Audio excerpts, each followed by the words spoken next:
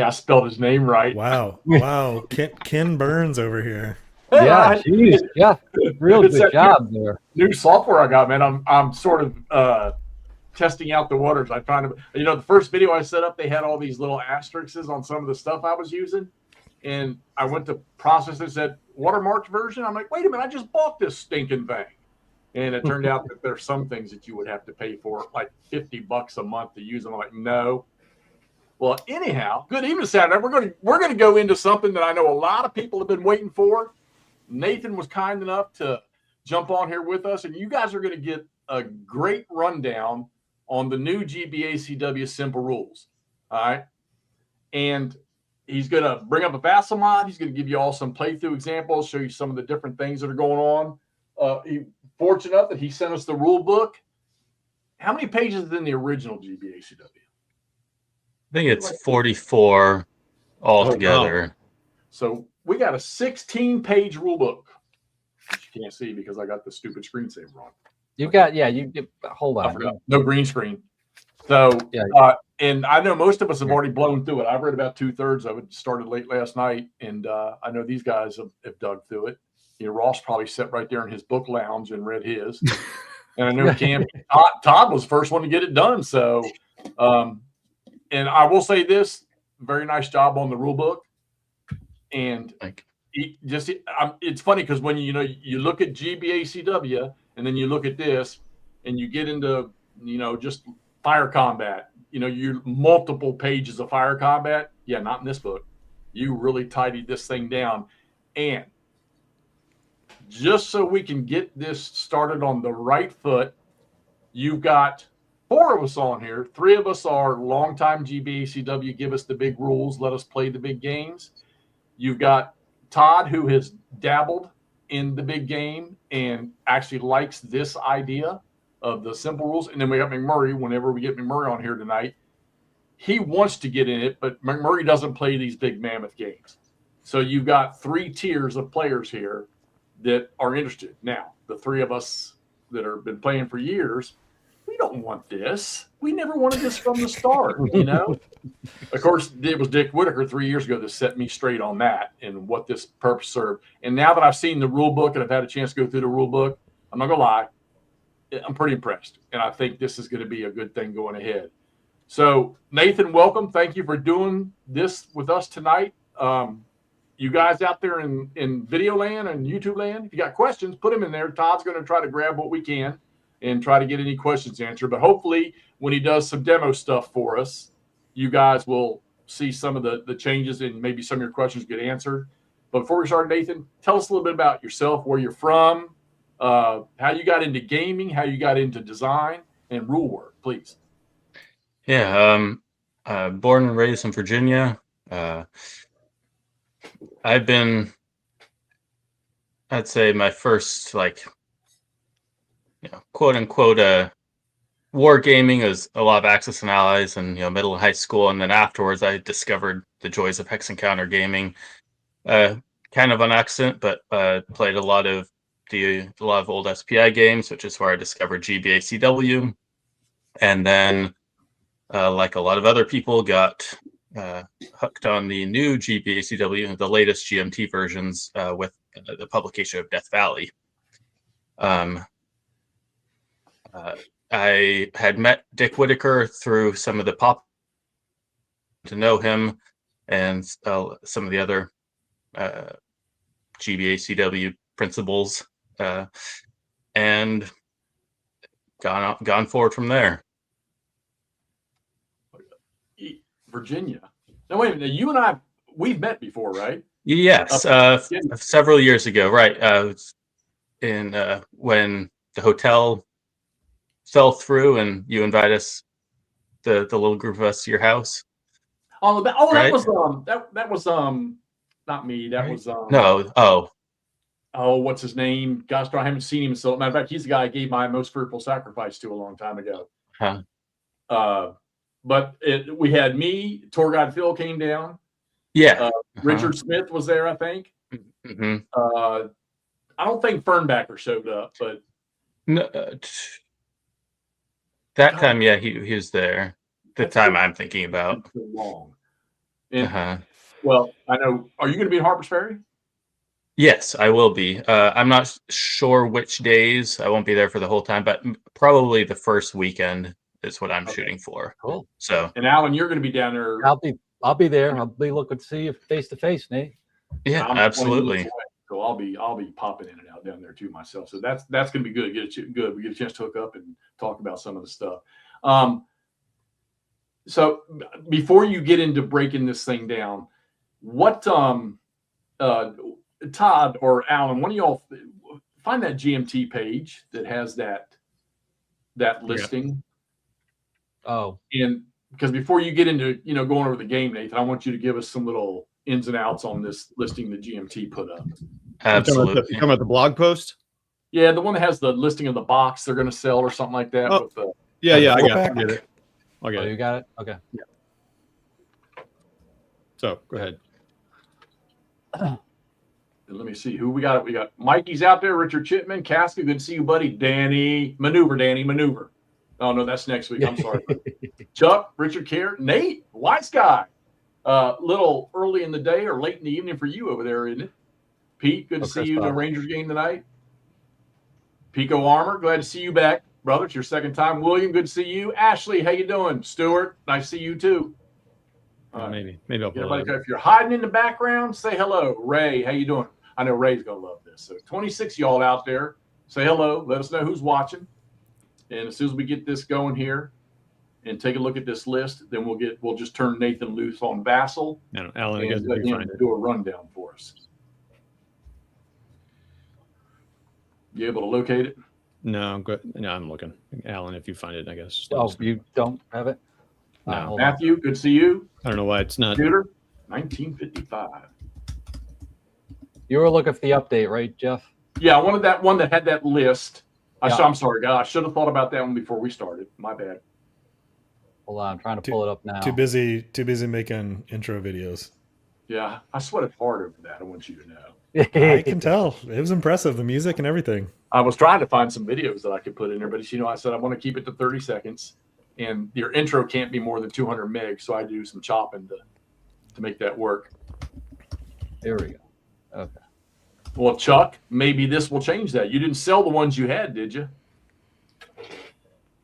Chuck is like our number one. Hold on here. Let me toss this up here and.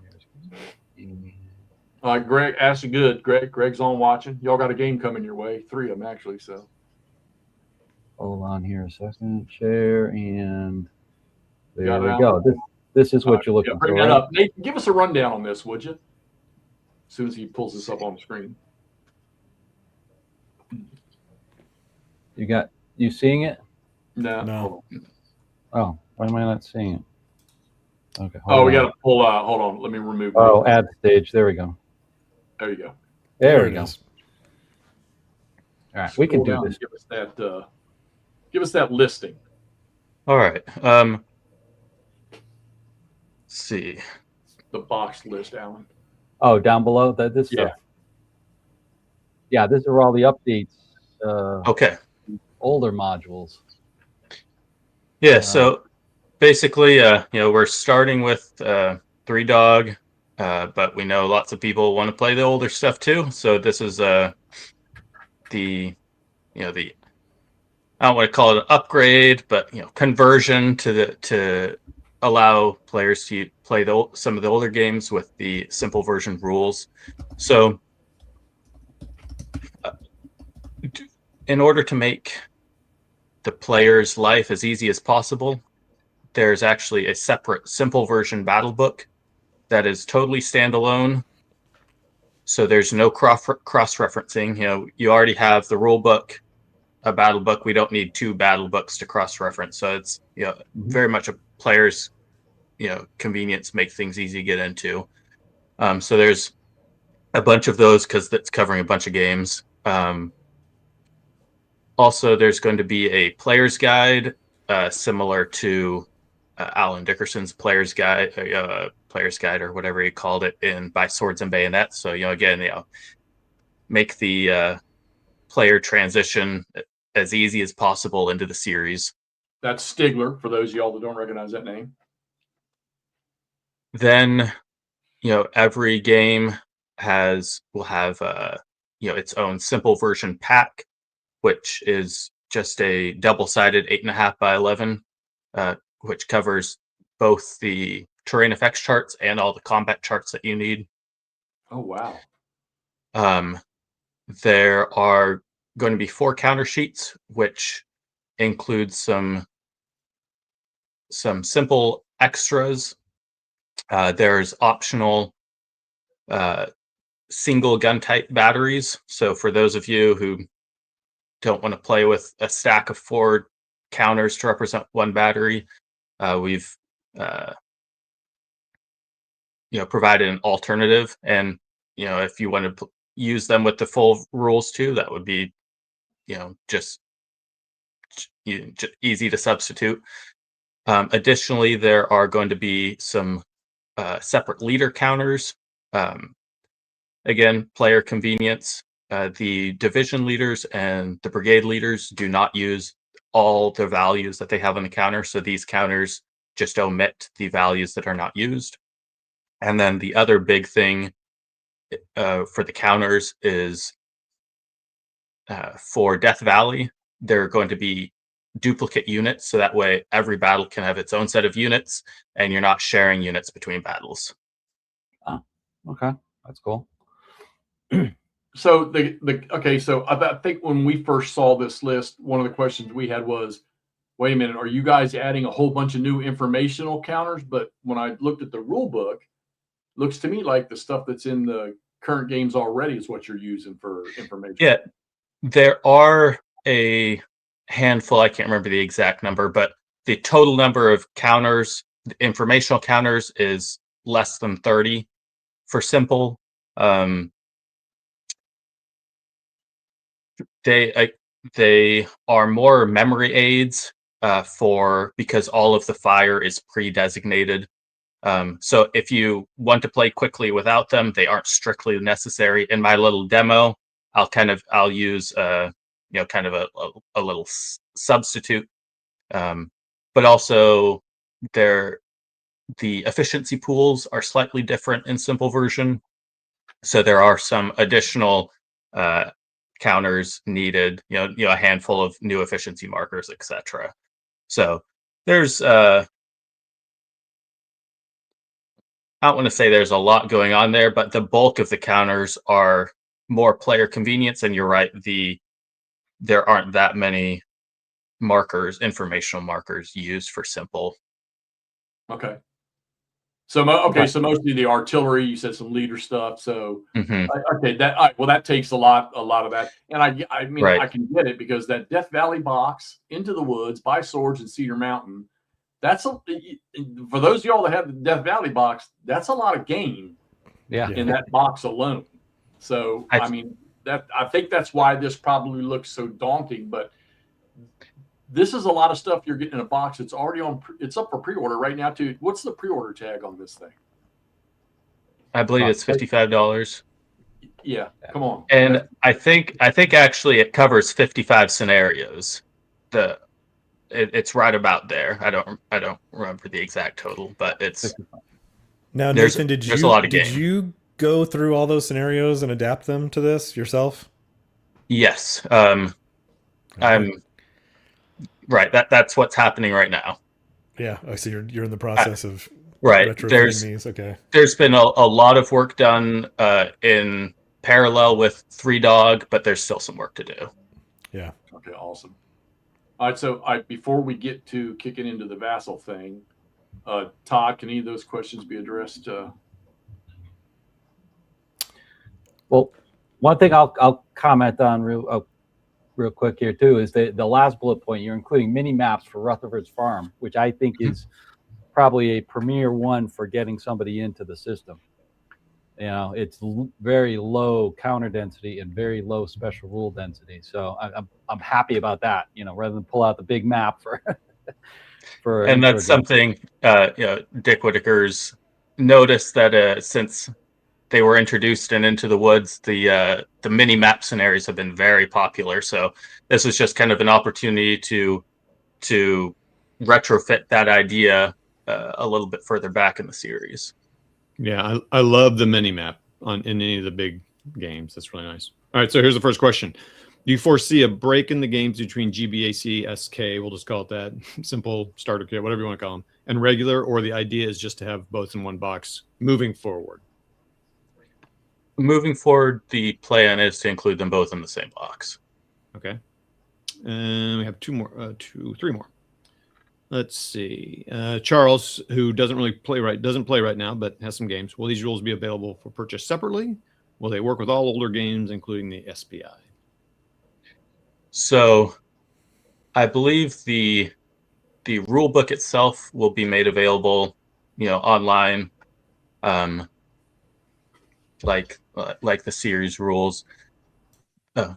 They will work with all of the older games, with the caveat that, if you want, a player could, figure out their own simplified version of the rule book themselves, the battle book. If that's the route you want to go, then you're good to go.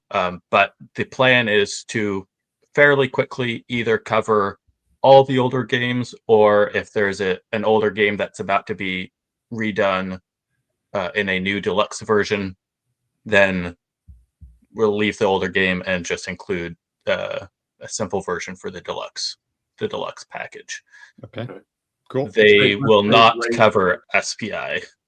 Okay, yeah, that makes sense. Let's save Ray's question for when he gets into this. Oh, okay. And then Danny, that I guess he just answered your question there. So let me see. I think that is it for now. Yep. No, just real quick. No, it will not improve your die rolling. Unless Nathan, will it improve his die rolling? I don't know. I don't think there's anything in the rules to help with that. Okay. All right. Just asking. Zero is still a zero. I'm intrigued. I am intrigued though about what you've done with you're going to explain it, but some of the die rolling in this game is really, really interesting to me. So let's go ahead. Ross has a question. Yeah, hold on, Jeff. Nathan, can you talk a little bit? I got on Consum World on the folder or whatever for the simple GBACW.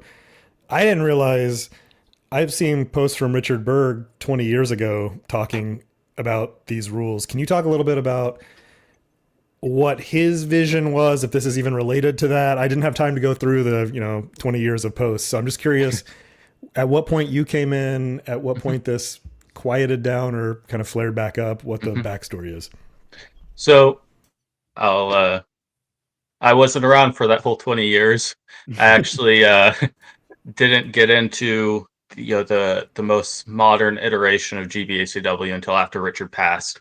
So I can't necessarily speak to his vision aside from what is publicly out there. But from reading his rules, what the impression that I got was very much it was the same, a very similar system from simple Great Battles of History, but for GBACW. So he had drafted up some rules after Death Valley was published. Dick Whitaker and Bill Byrne had done some play testing, mostly trying to tighten up the rules that he had previously not published, but posted on the forum. And then both of them got busy with other projects, and it kind of languished again until I think it's been about 2.5 years now that Dick said, "Do you want to get these ready for publication?" And that started a whole journey, which ended up changing it definitely from something more related to Great Battles of History into what it is now. Cool. Yeah, 2.5 years is impressive for what it's worth. That's fast to get that cleaned up and ready to go for coming out in 6 months or whatever, hopefully. That's awesome. Yeah, in the midst of all the other rules, editing and everything else going on with the real stuff, as well as, I see you on Consum World all the time answering crazy questions. I give you credit. You got to give this guy credit. I mean, if you ever look at you're on Board Game Geek answering rules questions too, so that is all appreciated. Yeah, you've probably answered some of mine too. That's huge. I mean, I read some of those questions, I'm like, nah, I'm gonna let Nate and Bill handle these Yeah. things, because it's just kind of like, yeah, okay. No. I understand. Yeah, exactly. So you do a great job with that, and doing this too is great. Thank you. How about Todd, that you're right muted. there? Are you an ACW buff? And which of the series games is your best? Is your favorite? So I am maybe hesitant to admit this, but yeah, I would not call myself an ACW buff. However, I have done a lot of reading, research, had many email discussions with some very dedicated playtesters. So while I might not have, I'll say like the kind of the narrative, the grasp of like a lot of the narratives that other people may have, I think that I have a very good grasp of how things worked at this level in the American Civil War. So I hesitate to call myself a buff, but I definitely have it's not like I just started reading about the Civil War a couple years ago. I read about it, read plenty of books before that, but I definitely have my area of expertise, and outside of that, I like to defer heavily to whoever's around me. All right. enough. Well, let's get into whatever. Unless y'all got any more questions, let's get into what everybody's probably here to see, and let's get into some demo stuff here. Let's go to There it. we go. Okay, so I just set up a little contrived scenario here. This is from the 3-Dog playtest Vassal module. And just going to, I'll briefly explain, the general turn order is very similar to the series rule. So if you're familiar with that, basically you do a little housekeeping at the beginning and the end of a turn, and the middle of the turn is mostly taken up with, you pull a random chip from a cup, activate that division. You move, you fire, then you pull another chip from the cup, activate that division until you run out of chips from the cup. So skipping, kind of the big picture stuff, which should feel very, very familiar to anyone who has played GBACW before. I would just kind of run through, what one activation of a division may look like. Now, you did actually change. You limited activations to no more than 3, but no less than 1. It can't go to 4 anymore. Right, that is correct. So there are no fatigue rules in the simple version, and the fatigue rules are, definitely have effect in what happens in the turn. So that was the biggest impetus behind that change. Okay. So Okay, that's the trade-off for it, is you're lowering the number of activations. Because there's no penalty for if you went 4 with the simple rules, so you need to just remove it basically. Right. So one of the design objectives that I had was, every activation would be identical to any other activation, and by that I mean like there's no sort of bookkeeping, that the fatigue rules do require in the series rules. Again, my goals are keep things simple for the player, keep them as fast as possible, so that way you can play these larger scenarios.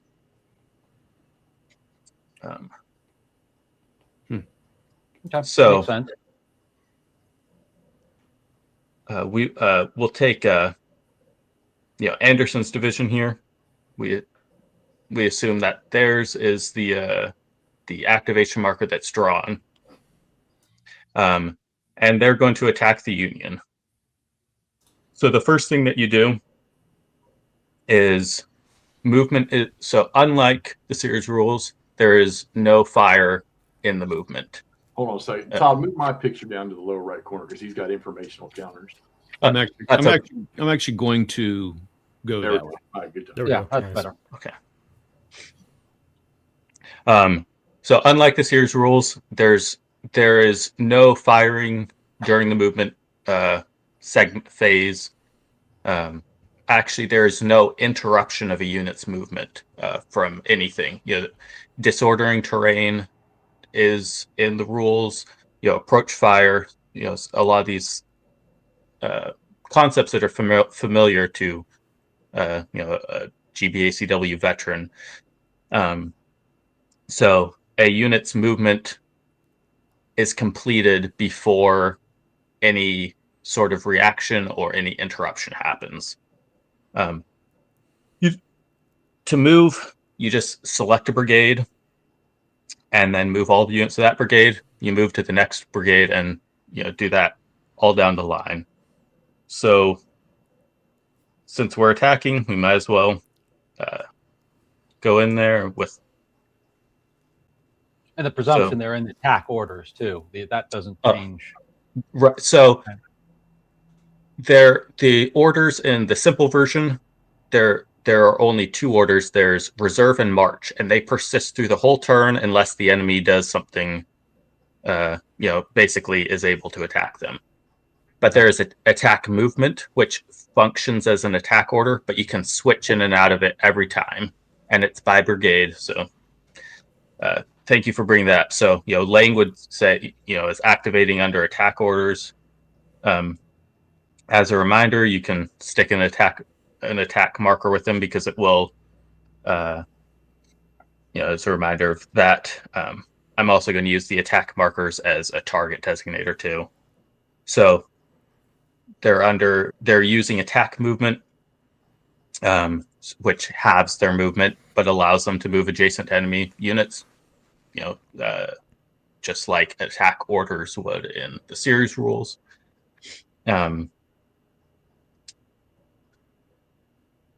Facing is a lot more fluid. There's no facing change costs, and basically you can change facing however you need to. But facing still has effects at the end. Its final facing does matter and will come into play. And you still have to move through your frontal hexes. Right, but there's no, you can flip around, turn around, and make whatever you want your frontal hexes. So okay. It's there, again, trying to speed play, get to the the crux of the game. Here's a question from Nordic. Yes, defenders do get reaction. They all in simple, all reactions are lumped into one. So they're getting a little bit ahead of myself. There is no separate shock in the simple version, so there's no retreat before shock. So all units can react. Infantry units can only react when someone moves adjacent to them. Artillery and cavalry have the 3 hexes away. And when you react, you can either change face or you can move, but you have to move away from the unit that just moved. And again, there's a cohesion check for any reaction. Okay, so you still have the reaction. It's just not as much activity within the reaction. It sounds like you're just moving. You move back when they move adjacent. You don't have withdrawal or anything like that. That's correct. Right, it's all kind of in the series rules. There can be many times to react, many different ways. In the simple version, there's really only one, because again, you can only react after the enemy unit has finished the movement. Right. Okay. And moving adjacent to enemy units stops your movement. So we'll have that brigade move up to attack there. So that unit, both those units could have reacted after the first move, but then he has them both in the frontal hex, so there's no reaction possible after the second. Oh, okay. All right. So yeah. So if you don't react with that unit and that other one closes on it, he's not going to be able to react because there's somebody in his frontal hex side now already. Got it. Right. Okay. Yep. Okay, so that's still there. That's good. I was going to ask about frontal hex. Yep. Right. So facing is still very important, even though like changing facing is much more fluid. Mm-hmm. It's easier. Yeah. Mm-hmm. So I don't have to pick the Green Brigade next. You can pick whatever brigade you want the order to move, but in this case, it doesn't really matter. And I am sorry. So when you move adjacent to the enemy, you are marked with a charge marker. And the charge marker forces you to shoot in the upcoming fire phase. Oh, and okay. it also does a few other things. And I will try to demonstrate as many of them as I can. So yeah, so this is the attack phase. Yes. So this is the Sears rules charge marker. The simple version is slightly different.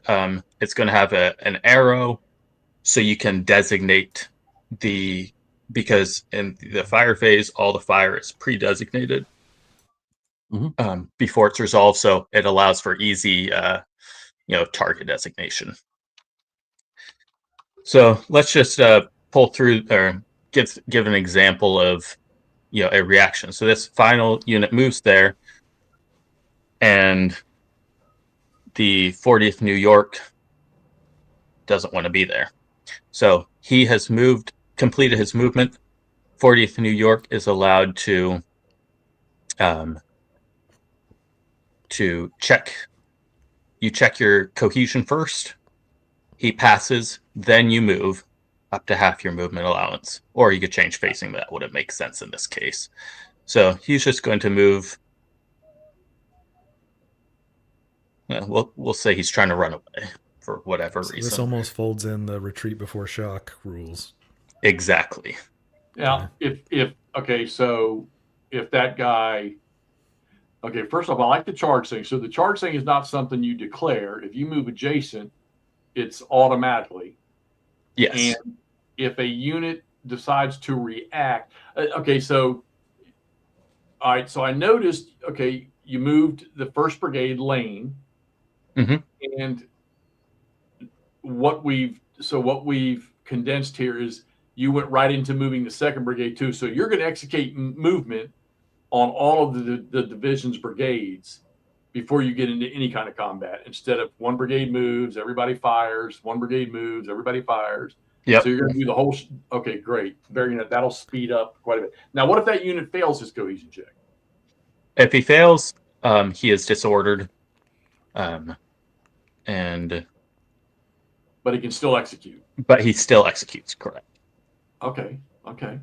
And so Jeff, what you just described is actually in standard rules. This is really interesting to me because in standard rules, there's brigade coordination, which you need to roll for, which would let you do this essentially, which is move all your brigades as kind of one wave. But there's a second layer there, which is also in standard. If you are in attack orders, you would move a regiment and you would make a choice to fire or not fire at the regiment level before you even moved his buddy up next to him as well. Yep. And this is folding all of that into one, which honestly feels good. I mean, it felt good reading it and it feels good watching it that that process in standard it's part of the fun. It's really tactical and it's this puzzle, but it can be really slow. And for me, I start to lose the narrative of like, this is actually a whole brigade of guys moving up doing this, not one regiment at a time, really. That's a concession to the reality of rules. This, you capture more of a sense, at least from what I'm seeing, of it's a brigade of guys rolling up. And in fact, it's a whole division of coordinated brigades effectively moving up and firing, which is really cool. You definitely picked out several of the goals.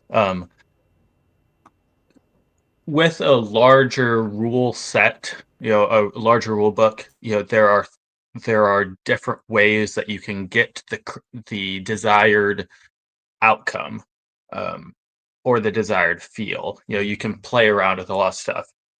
And with the simple rules, we had found that this kind of moving the whole division and then conducting the whole combat would give it it was a good way to represent the linear combat of the era.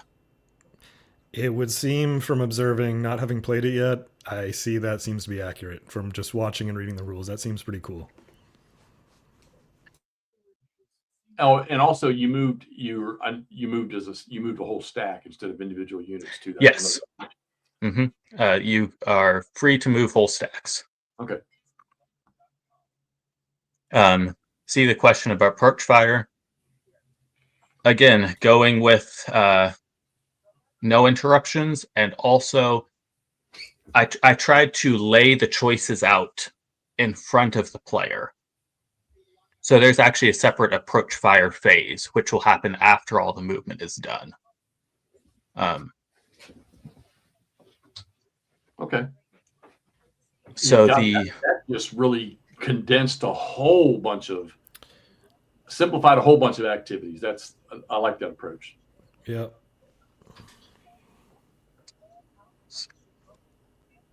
So now we have one brigade left to move. We'll start with him, and we'll get a nice flank attack there. But then these last units, they only have 3 movement allowance, half of their 6. So we're going to just move them up, but they will not be charging. Let me get a charge marker on this guy too. And so why that would be half of their movement allowance? Because they're in the making an attack move. Attack posture. Right. Yeah. Okay. Every brigade was using attack posture. Wright's brigade had to do it, obviously, if he wanted to move adjacent and charge. So if none of them moved adjacent, then they could have activated under normal posture, use their full movement allowance. But if they had moved, then they wouldn't be able to fire. Okay, that's right. And Nathan, is that the decision they're making at the top of every activation? Yes. So it's by brigade. You don't have to pre-declare anything, but when you start moving a brigade, you should depending on the formality of play, right? Like if I'm playing with a regular opponent, I just start moving them under attack posture with the unspoken assumption that's what I'm doing and playing by the rules. So then we'd move on to the approach fire phase, where any artillery with a charging unit in one of their frontal hexes will get to fire.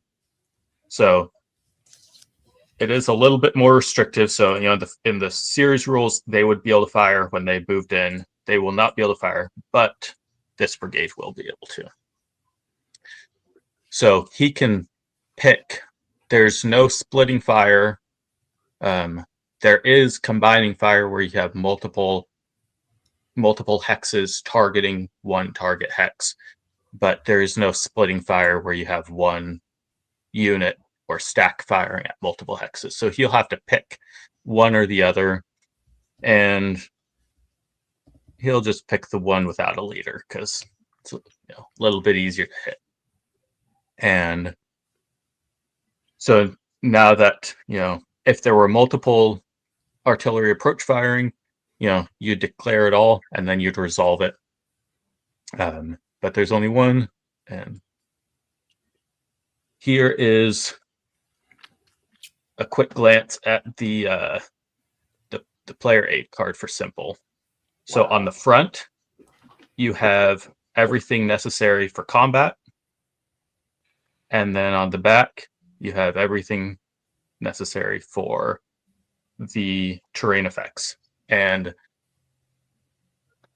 the terrain effects, I won't, get too deep into that, but when you get your copy of Three Dog Deluxe, you could compare, where the the differences, the simplifications came into play. But I will point out, again, with the, there is no little d check terrain, check for disorder. It's either disordering terrain or it's not. And here we have effects on fire combat because fire is rolled at the shock. But otherwise, it should look pretty familiar if you've played GBACW before.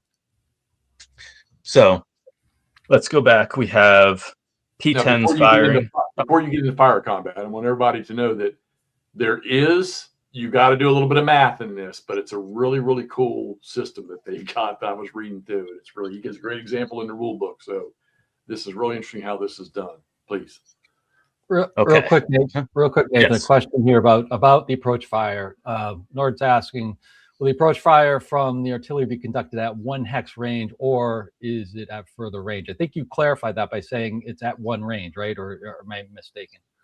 No, it is at 1 range. So there's no, rewinding the clock to fire it further back. This unit has moved here, and now the artillery is shooting at it. Cool. Okay, great. Thanks.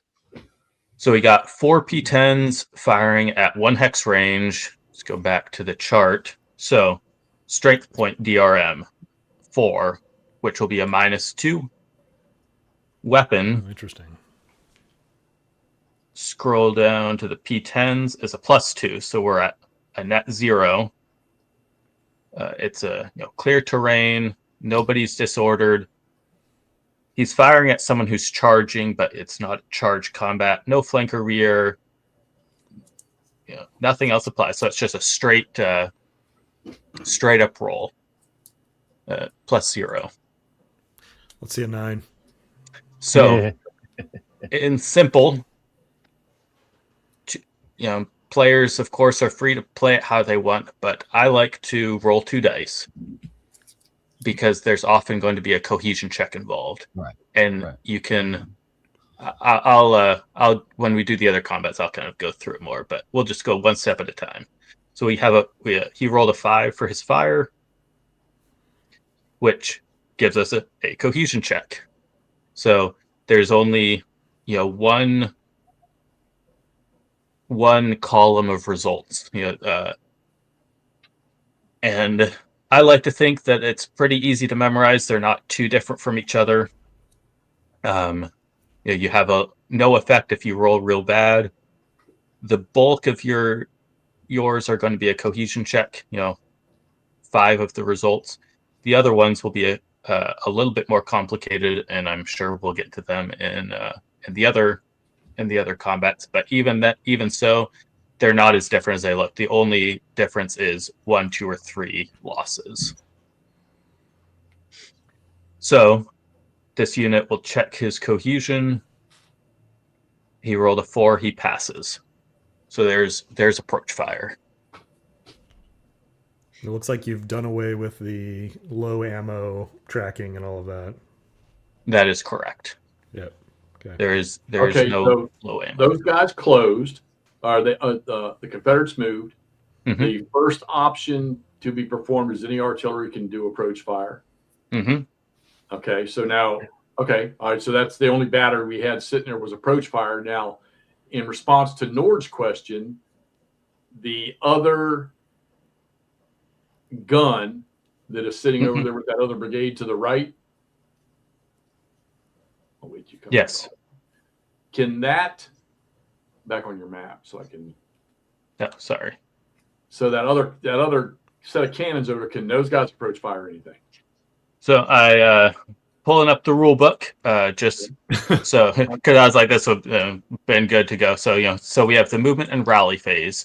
So just like the series rules, if someone's disordered, they can rally from the disorder. That happens with the movement, because units that rally cannot move, and vice versa.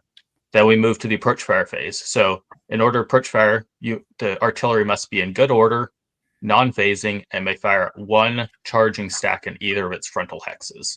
Charging stack. Okay. There is no charging stack in either of his frontal hexes, so he couldn't fire. Let's clarify this frontal hexes thing. The frontal hexes are the two hexes directly in front. It's not the frontal hexes within their arc going out to their range. It's just those. That is correct. Okay. Yeah. Right. And the rules do distinguish between frontal hex and firing arc, which is that the big triangle. Okay. Out to the units, out to the weapon's maximum range. So then we move to the fire phase. So the first part is designating all the targets of fire, and this can often be done just verbally, but the simple version markers will have some target designating markers, and then also there's a lot of charge combat, and so it'll be easy to designate with just the arrow. So let's see. I'll just use. Can I copy this? Okay. So we'll just have these units. They used. Everybody used attack movement.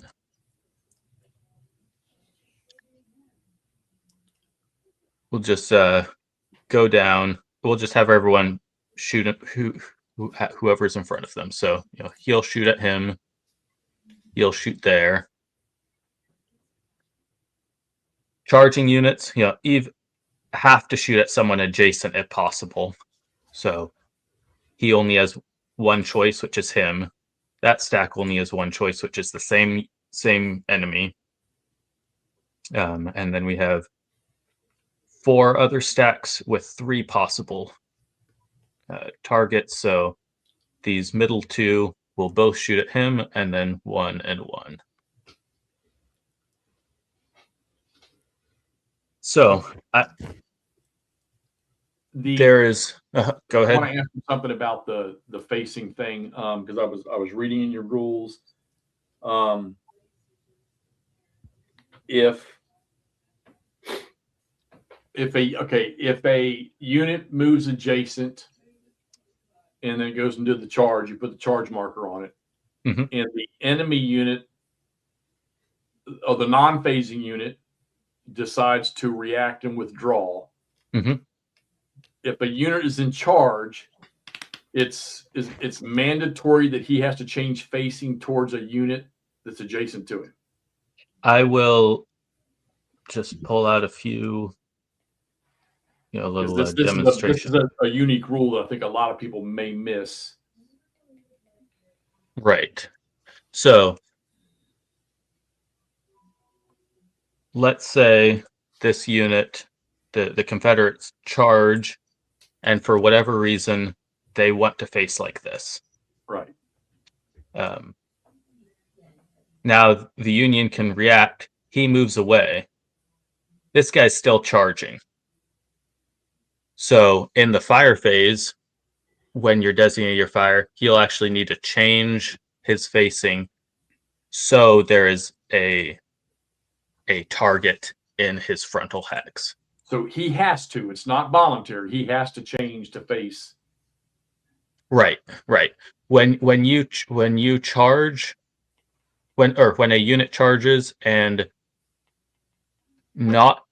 it's still adjacent to at least one enemy, there has to be some sort of fire combat going on. That's the intent of that rule.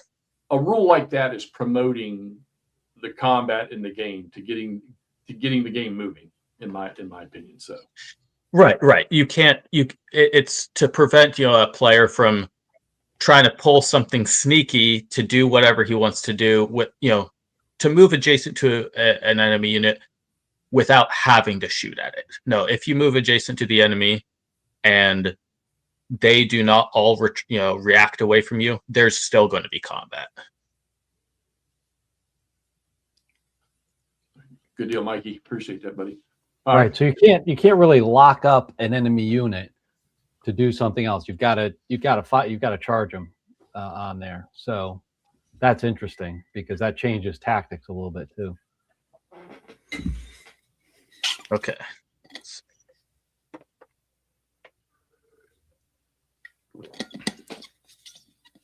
All right. So we have designated all the fire. Similar to the shock rules in the series rules, the fire is resolved from one side of the line to the other. It doesn't matter if you're going left to right or right to left. Does the non-phasing player choose which way it goes?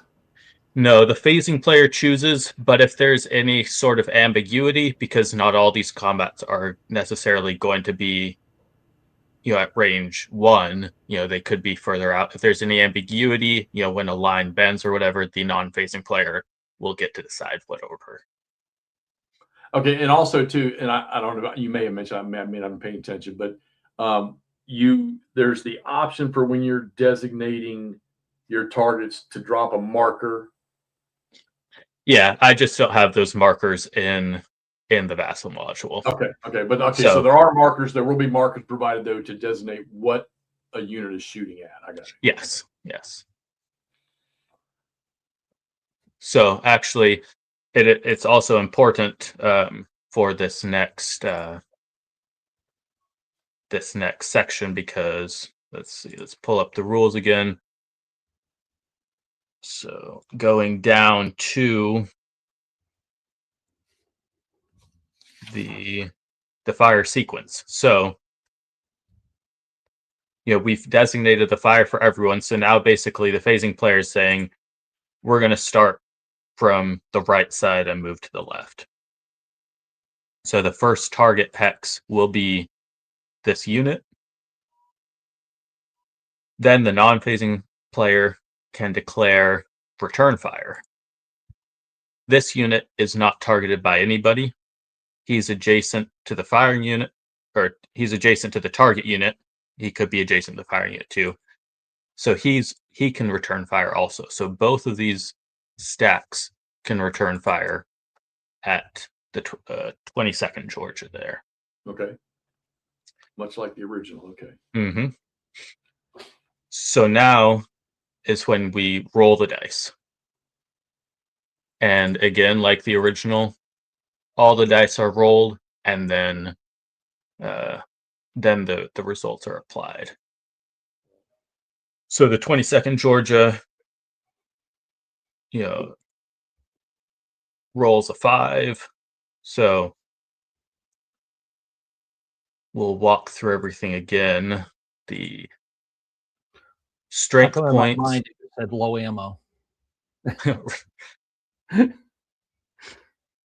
So infantry are limited to firing 7 SPs unless they are charging. So even though not that it's going to make much of a difference, because 8 is lumped into the 7 to 10. So strength points is a 0. He's maxed it out. Weapons, rifles at 2 is a 0. And nothing else will apply either. So again, we rolled a 5. We know that's a cohesion check. He rolled 7 for the cohesion check, so he will fail. But before he fails, both those units will get to return fire. Right. And in the simple version, when more than one hex fires at the same hex, it's called combining fire. So there's a little rule here. Basically, all the dice are rolled and then results are applied. But if you're combining fire, you can only get the cohesion hits are not cumulative. So we'll see what the dice give us, and then I'll explain what that means.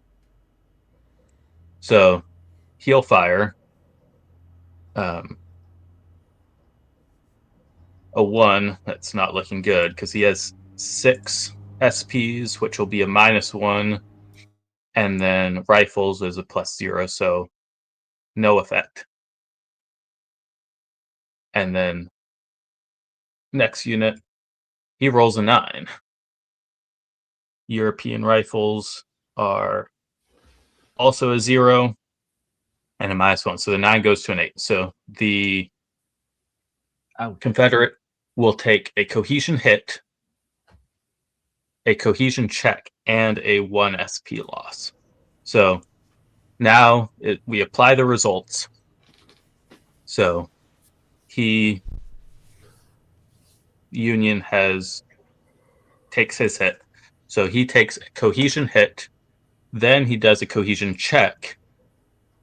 So that cohesion check will always be compared to his disordered because he took the cohesion hit already. Okay. Which he passes.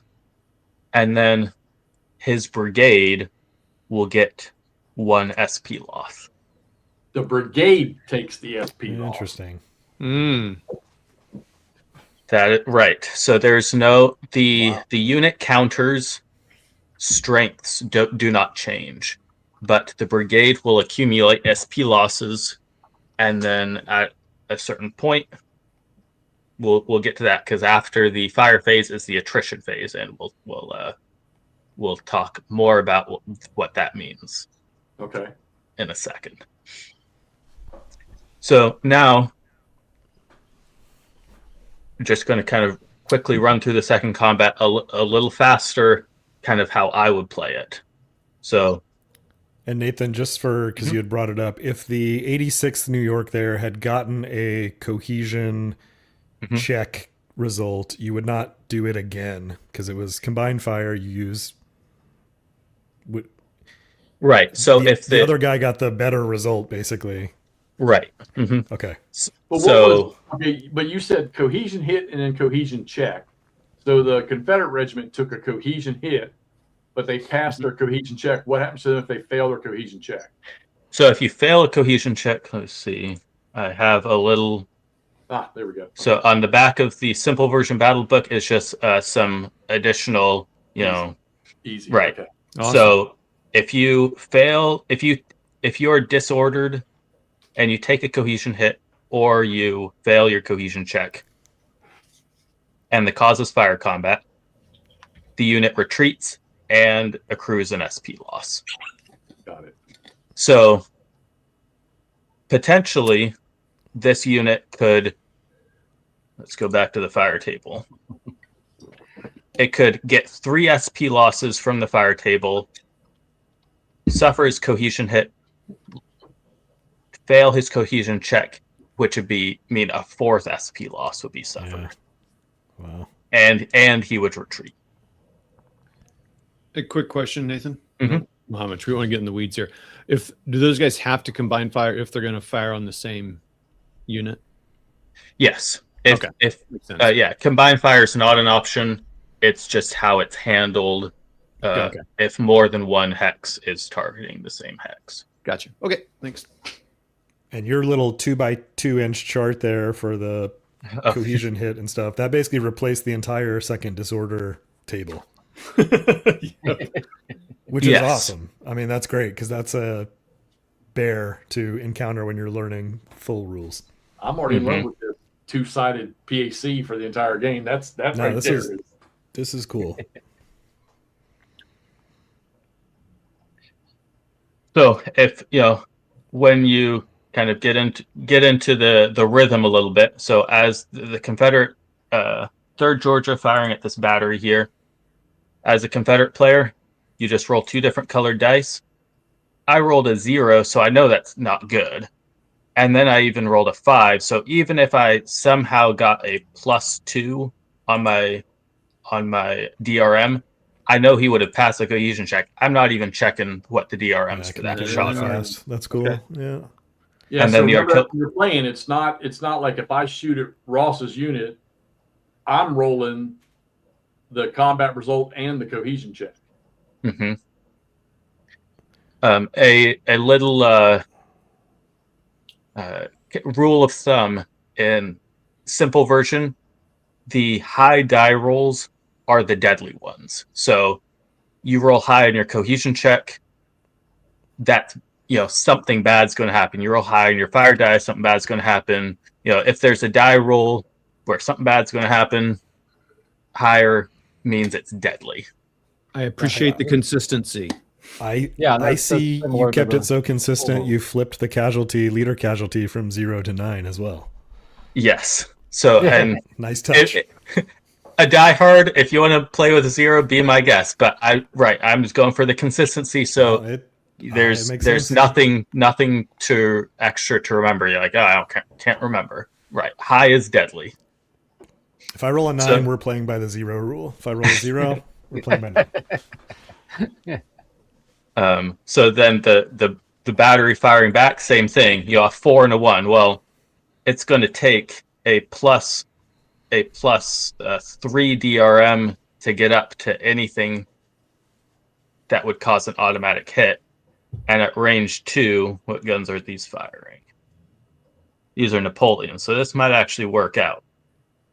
Napoleons are plus 4 at range 2, but there's 6 of them, so that's a -1. So that actually that he will get that cohesion check, cohesion hit, cohesion check, 1 SP loss.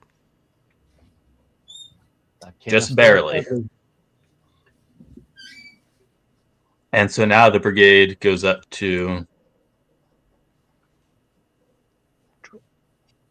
2 SP losses. That is So so now- much easier to track than to having to pull off every counter every time you take a strength point loss and adjusting each counter individually. I like that. So now we're moving on to something slightly different. We have these 2 Confederate units combining fire, but it's a charge. So we already know what combining fire looks like. Here we might actually have it come into play a little bit. So it doesn't matter that they're from different brigades. So first we'll have, and there is another rule, again, because fire and shock have been combined into one. This Union unit is allowed to return fire at any adjacent enemy that targets it.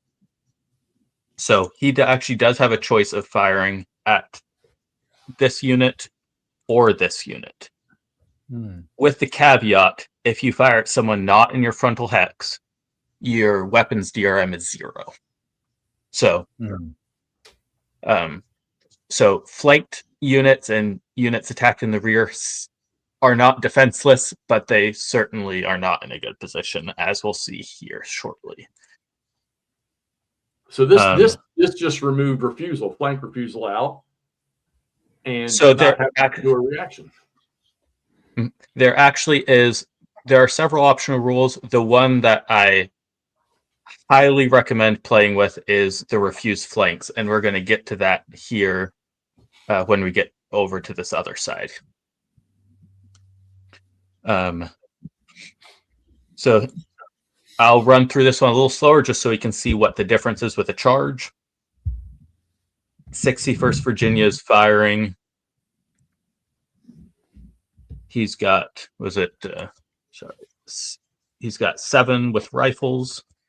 So +0 for strength, +1 for rifles, range 1. No terrain, no one's disordered. We have a charge fire combat.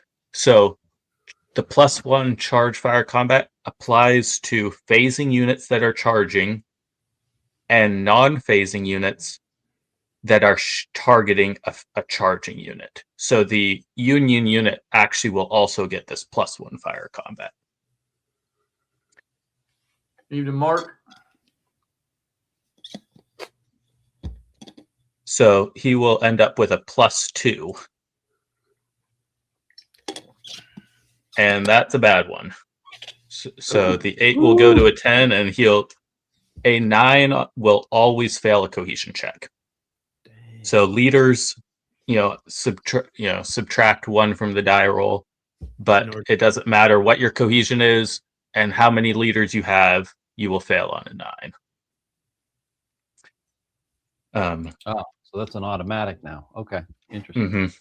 Right, because you could have like an 8 cohesion and stacked with a leader. There are no, aside from the leader, there are no DRMs to the cohesion check. Unlike the series rules, which has some of those DRMs built into the fire table. Right. So now a 9 is just an automatic fail. Yeah. Okay. That helps. So just because this is going to get a little bit more involved, I'm going to apply the cohesion, the combat results, but allow the Union unit to fire back as if they hadn't been applied. So we get to a 10. The Union unit will take a cohesion hit and take his cohesion check and 2 SP losses. So he takes his cohesion check hit, which will flip him. The 9's rolled. He automatically fails his cohesion check. So his brigade accrues an SP loss, and that unit retreats. And then the fire table called for another 2 SP losses. So that brigade is up to 3 SP losses now. Now we have the other Confederate unit with rifles and 8. So 8 strength points is 0. He can fire with all 8 because he's charging, but it doesn't, it's the same as 7. Weapon is +1. Charge is another +1, and he is charging into the, he's firing into the target's flank or rear. So that's +2. So this will be a +4. He rolls his 2 dice. And this is where the combined fire comes into play. So the 4 + 4 is going to be an 8. But the cohesion hits are not cumulative. So the Union unit doesn't take any additional cohesion hits, but the SP loss is still in effect. So that so the brigade would take an additional SP loss. Oof, looking rough. Hey, real quick, Yeah. Nathan. Nathan, real quick, I just want to thank you for putting rules references on the player aid card. That's should always be on every player aid card. Thank you. Absolutely. The Union unit, the prior to the combat effects being applied, he'll shoot. He had declared he's shooting back at him. He also gets the charge combat +1 because he's shooting at a charging unit. So it'll be +1 for rifles and +1 for charge. He rolls his 2 dice. He gets a 9. Oh, which goes to an 11. So cohesion hit. Help your die rolling. Look, whoever asked that question. Cohesion hit the 0. He'll pass his cohesion check, but that'll be 3 SP losses. So cohesion hit. Whoa, dang. Bloody fight. So that green brigade there will actually have 3 SP losses, and he's disordered. Dang, makes sense though. So you can get that kind of cascading effect that you have within the series rules. Yes, you get lucky. You roll those 9s, it's going to do something. Yeah, but it also can accumulate with flanking fire and things like that, as you just showed with the prior combat there. That's cool. So the because they charged and the defenders retreated, they have to advance into the hex, up to the stacking limits. Yep. If they started adjacent, so they weren't charging, then they may advance in the hex if they would if the player would like them to, and you can change facing however many vertices you'd like. Wow.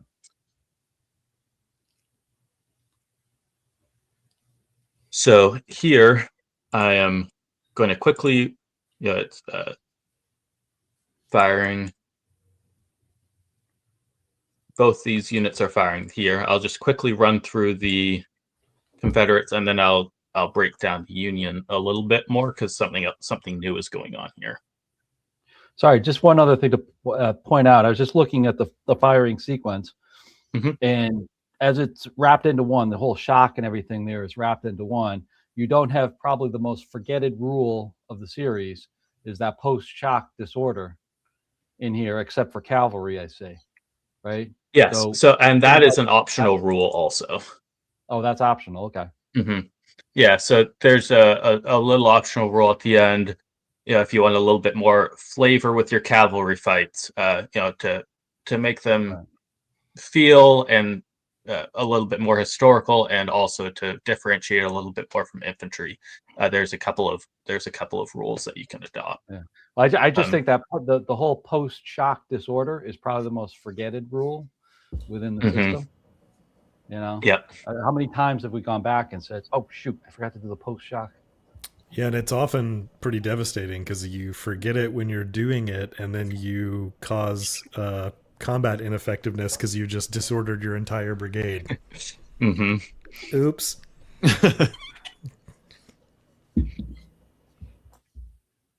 So we'll just have the first Confederate unit shoot. 4 and a 0.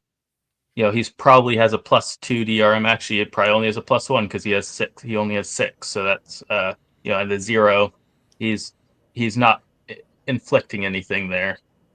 The other one. Oh, sorry. Well, real quick, Nathan, and you guys have to remind me: is he firing at the hex or a particular unit when he's doing this? Everything. It's a target hex. So everybody is as we'll see here in a second. Everybody's affected. Okay.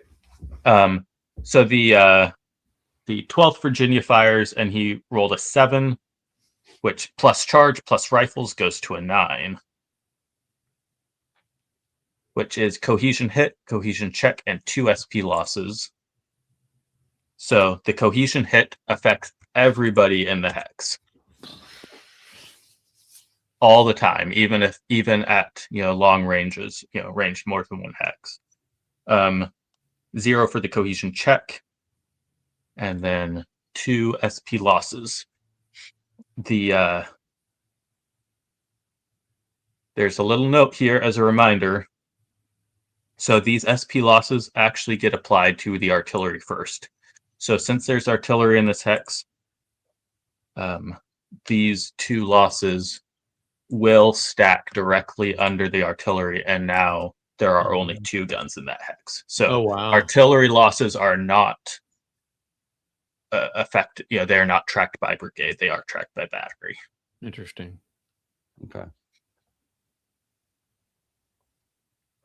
Yeah, and I saw with that you also kept in the abandoned guns. I know well that's not for now, but that's also cool that that's still in there as well.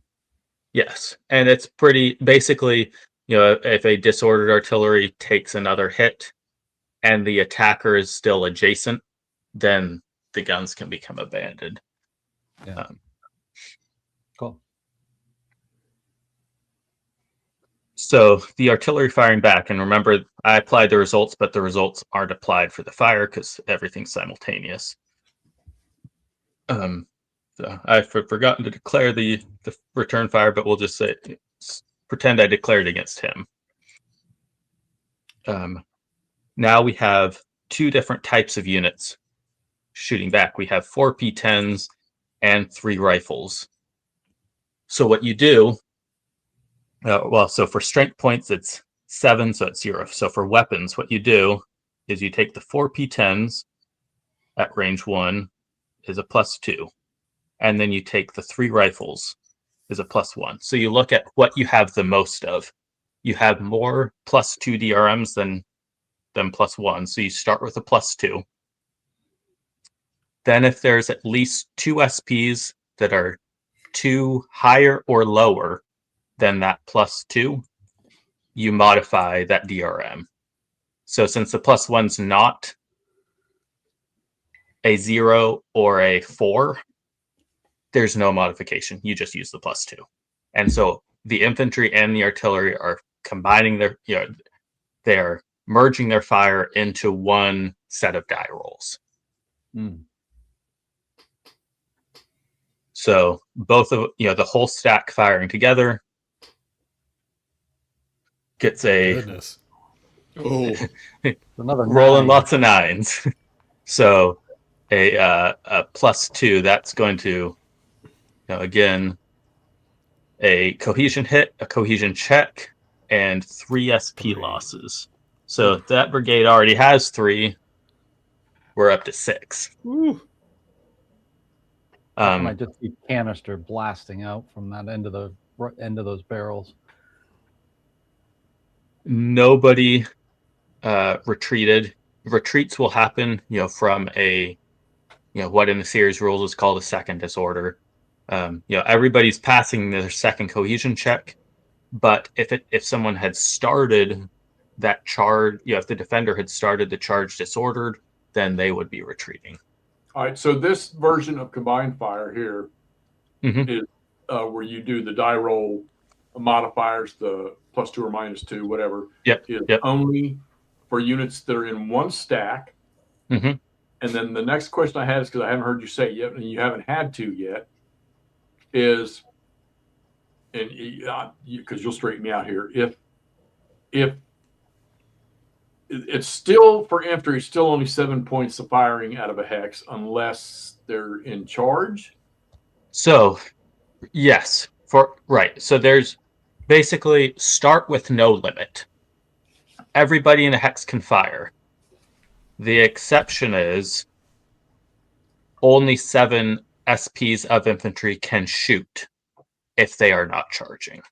So all the artillery can, all the cavalry can. Which this will really only affect your die roll modifier, because the strength point number really, not like in the original series, it doesn't have the same effect. So right. And basically you'll probably be in that 7 to 10 anyway, so it won't make a big difference. But it allows the charging infantry to mass and kind of charge by a column, which will get you a positive SPDRM. But because everybody in a hex is affected, it comes at a cost too. okay. And actually, yeah, makes total sense. In order to better demonstrate the refused flanks, I'm actually going to have both of these stacks combine fire at this one. So normally,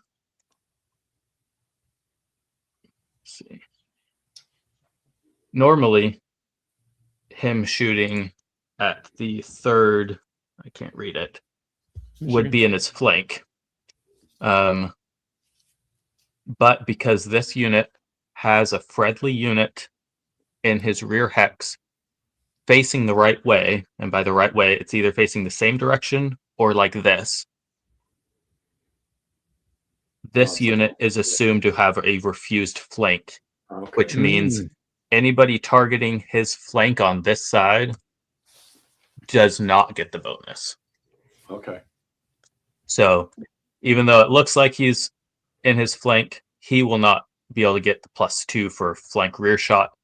However, if this unit returned fire at him, he would still return fire with a 0 weapon DRM. Kind of taking into account for the bend of the line and not necessarily have a full rank firing at that target. Right, and we're constrained by the hex grid. Who knows what's happening there? The line could actually be more like this, or it could be an actual 90 degrees refuse flank. Yeah. There's a logical justification there someplace. Right. So just quickly rolling the dice. We have we'll have him shoot first. A 4 and a 2. It's not high enough for him to pass that cohesion check, so we don't even bother looking up the dice. So here we have a total of 8 SPs firing. They all have rifles, so it's we +1 DRM. We have a 9 and a 2. But let's just to demonstrate again. Let's say it was a 9 and a 9. Let's get another failed cohesion check in there. Everyone's passing their cohesion checks. Not good for demonstration. I'd also like to say I'm never playing Nathan in this game. Okay. You rolled more 9s than Camp does playing blind swords. So you're saying they rolled a 9 and a 9 is what you're saying? Yeah. 2 9s. Yeah. Okay. We'll just so we can again demonstrate it. So he has a +1 weapon, +1 charge, gets up to the top column. Cohesion hit, cohesion check, and 3 SP losses. So cohesion hit, cohesion check, he fails, which will give his brigade another SP loss, and then because of here, fire combat disordered unit, he retreats and accrues an SP loss. So he retreats. All retreats are 1 or 2 hexes at the owner's discretion. He's going to get out of there. He's not liking that. And then 3 SP losses. So that brigade's up to 8 now. Dadgum. So he is going to return fire at him and this unit. He wasn't targeted, but he was adjacent to the firing or the target unit. He's going to return fire at him. So we'll start with him rolling 2 dice. He rolled a 0. No, he only has 5, so that's a -1 right there. He's not getting anything good with that. And then the little 4 SP unit, same thing. That 6 is below even if he rolled decent and got the cohesion check, the Confederate unit is going to pass it. It was a charge, so they must advance. 8. And they'll actually both have to advance because the stacking limits are not exceeded. And like normal, they have to face all the same direction. Right. Have to face all the same direction, but after the advance, they can choose which direction they'd like to face. Sure. Okay. We're done with the fire phase.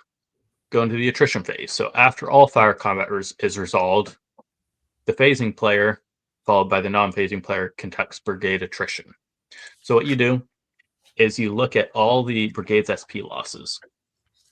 If any of them is 7 or higher, then that player has selects a unit to route to bring that number of SP losses down below 7.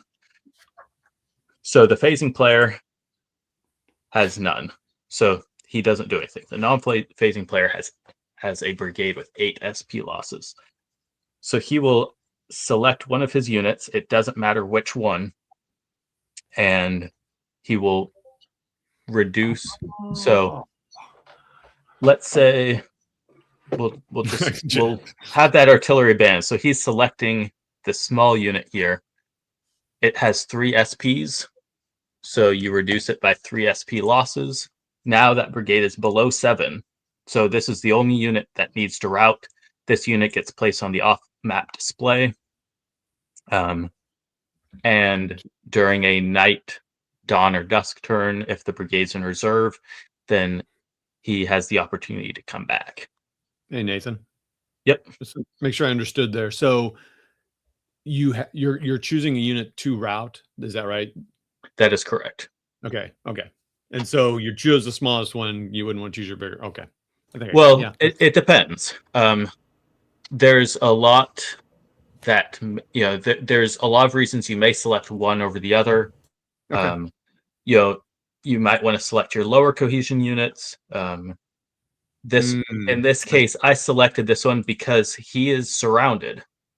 Gotcha. So if there is a mechanic where you can retreat, basically you can pick up a surrounded unit and put him back with his brigade, but the brigade's going to suffer additional SP losses in that case. So I was like, I'm going to kind of mitigate a potential bad circumstance in the future by picking him to route. But generally you probably want to route disordered units that are adjacent to the enemy, because those units cannot rally. In order to rally, you have to be non-adjacent. Okay. Um, We had a question there. Yeah. Richard's asking, is there a place, where's the brigade's total strength shown? Do you need to add up the regiments? How's that work? No, the total strength is just whatever's on the map. It's what you're looking at for the purposes of routing is its SP losses. So it's always that. It's always the same number and everything. Okay, that's interesting. Right. So, what you're looking at basically is any brigade of either side that has just suffered casualties. Are their SP losses 7 or above? 7 or above. Okay. Interesting. I can't wait for this question. Okay, I'm real quick, Nathan. Are you you still have more to go through on this particular combat phase here? No. So that's the so then if half or more of regiment's or brigade's regiments are then routed or eliminated, then that brigade will become ineffective. Right. There's still the brigade and division combat effectiveness. Okay. And then that's it for a division. And then you draw another AM and repeat. All right, real quick, before we get to any questions or anything, Nathan, you're doing a great job here. This is awesome. People are loving it. I'm loving this. Do you want to take a break, get a drink, bio break or anything? If you want to, please step away for a second. If you want, we can. Yeah, there's no formal. Yeah, if anybody wants to take a break, and we'll Yeah, chat. well, actually, while we're taking a break, people in the chat can think of questions. Yeah, please do. And if you don't need one, Nathan, that's fine too. Anybody else? I'm okay. Okay, great. Well, then let me just say something real quick here. I'm getting very impatient with this conversation, and I'll tell you why. Because during this call, I've placed an order for this simple system. I'm already getting 3 dogs. Jeff's bought me that like 3 years ago, and I've already placed an order for the pack. I hadn't placed it yet, and you've convinced me, and I just want to get to it. So let's get to it. Get it? I need you to leave this call and go work on this.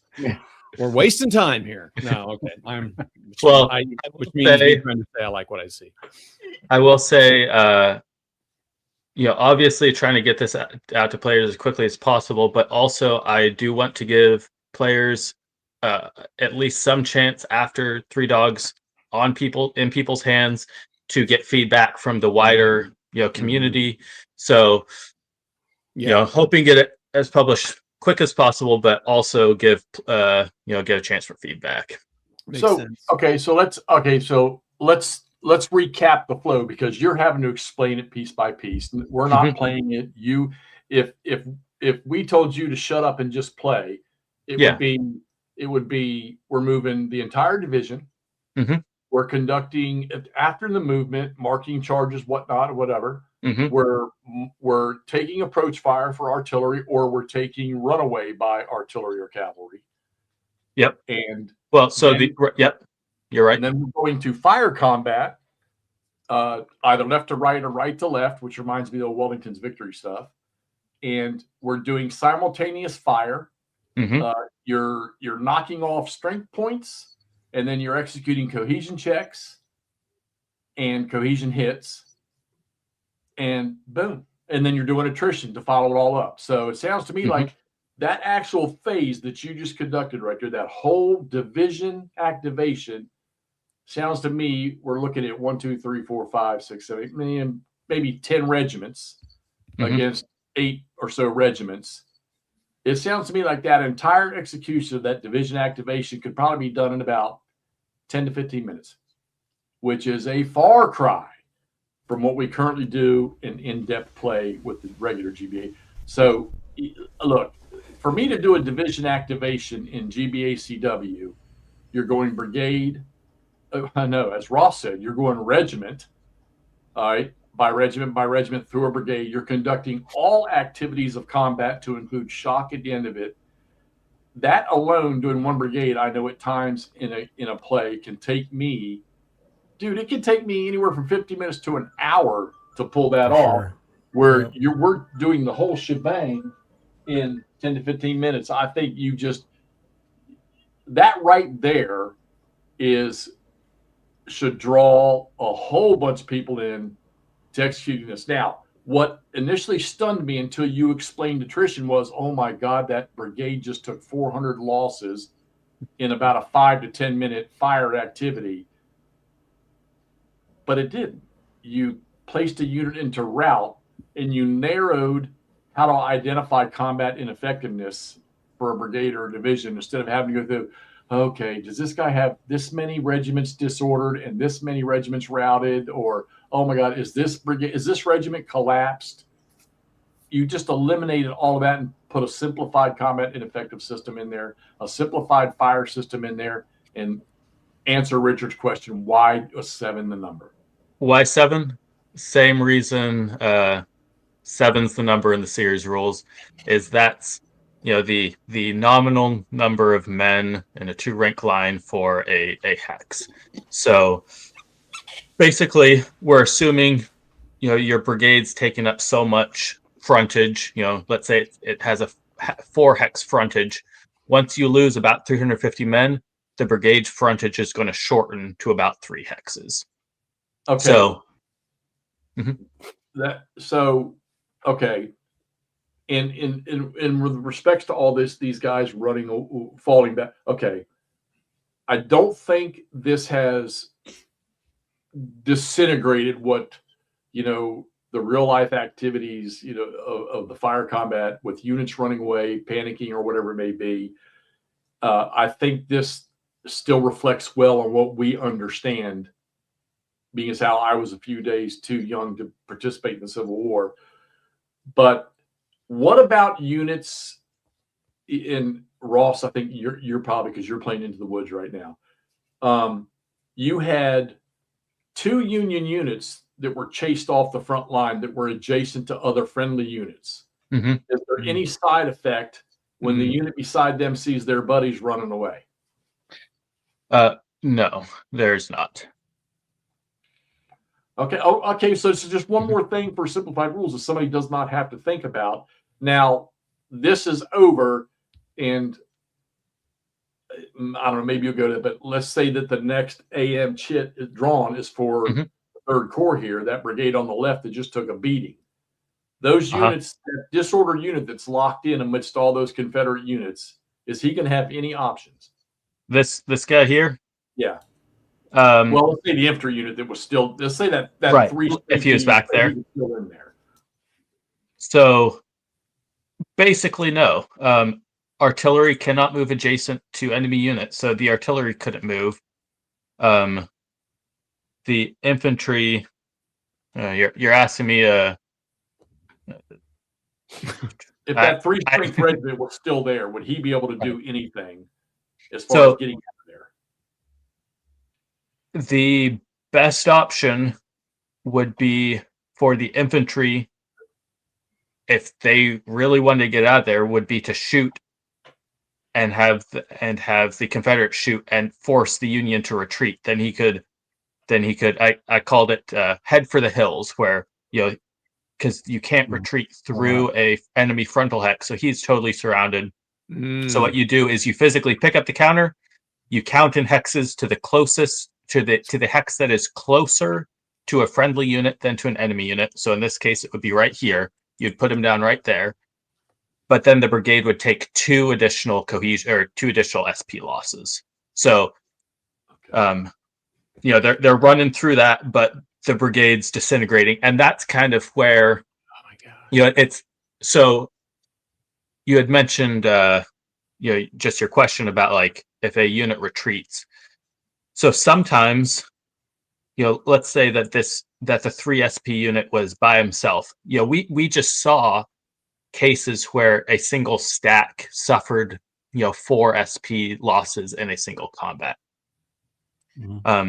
If that happened to the 3 SP unit, the brigade would still suffer 4 SP losses, and that's where you can get the you can assume that they got blown away, they routed, and they took some of their buddies from an adjacent regiment with them. So a stack could potentially, even a large stack in the course of 2 combats, could easily suffer, 10 SP losses, even though there are only 6 SPs there. Okay. Well, I think you've made accounting for strength loss. You've really simplified that really, really well.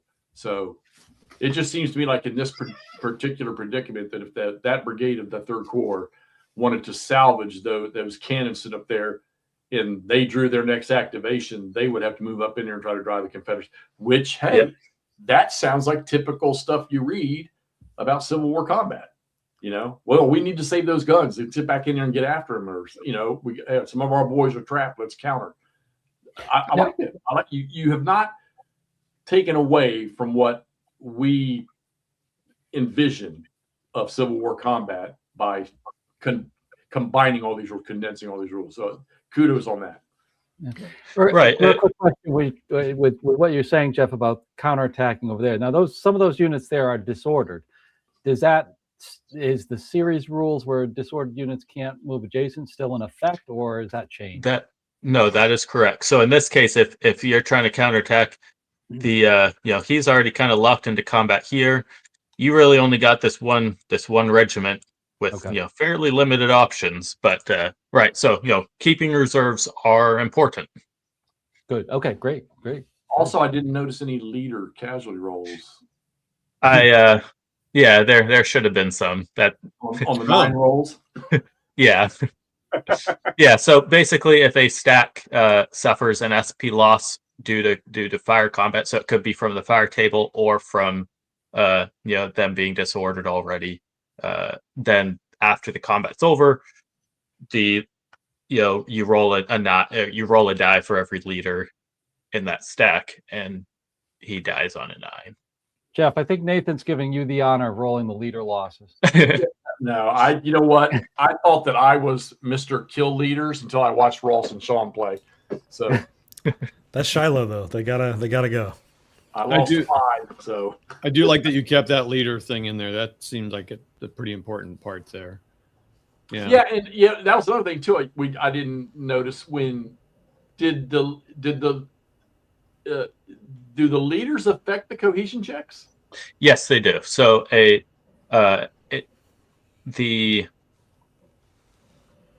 each leader in the chain of command gives a -1 DRM to a cohesion check die roll, and this is where that automatic failure on a 9 comes into play, because some of these like if this unit had his brigade and division leader stacked with him, he would effectively have a cohesion of 9, and he could never fail. And we know in combat, right? So okay. Ross, it seemed like you were taking a lot of notes. Do you have any questions that came up? Or so. Yes, but also some of them were answered. I will just say it kind of echoes what I said earlier and what Jeff just said. Is it's very impressive from a design standpoint, speaking as a non-designer but player, to keep the same scale as far as how big the hexes are and how many men are in the hexes and all of that, but compress the time significantly. So you've gone from, like Jeff said, a division activation that is so mechanically intricate and complex that it can run an hour to do what you just did. And we took an hour because we were interrupting you constantly, but normally this would take an hour and you would be moving regiment by regiment, doing all these kind of intervening steps.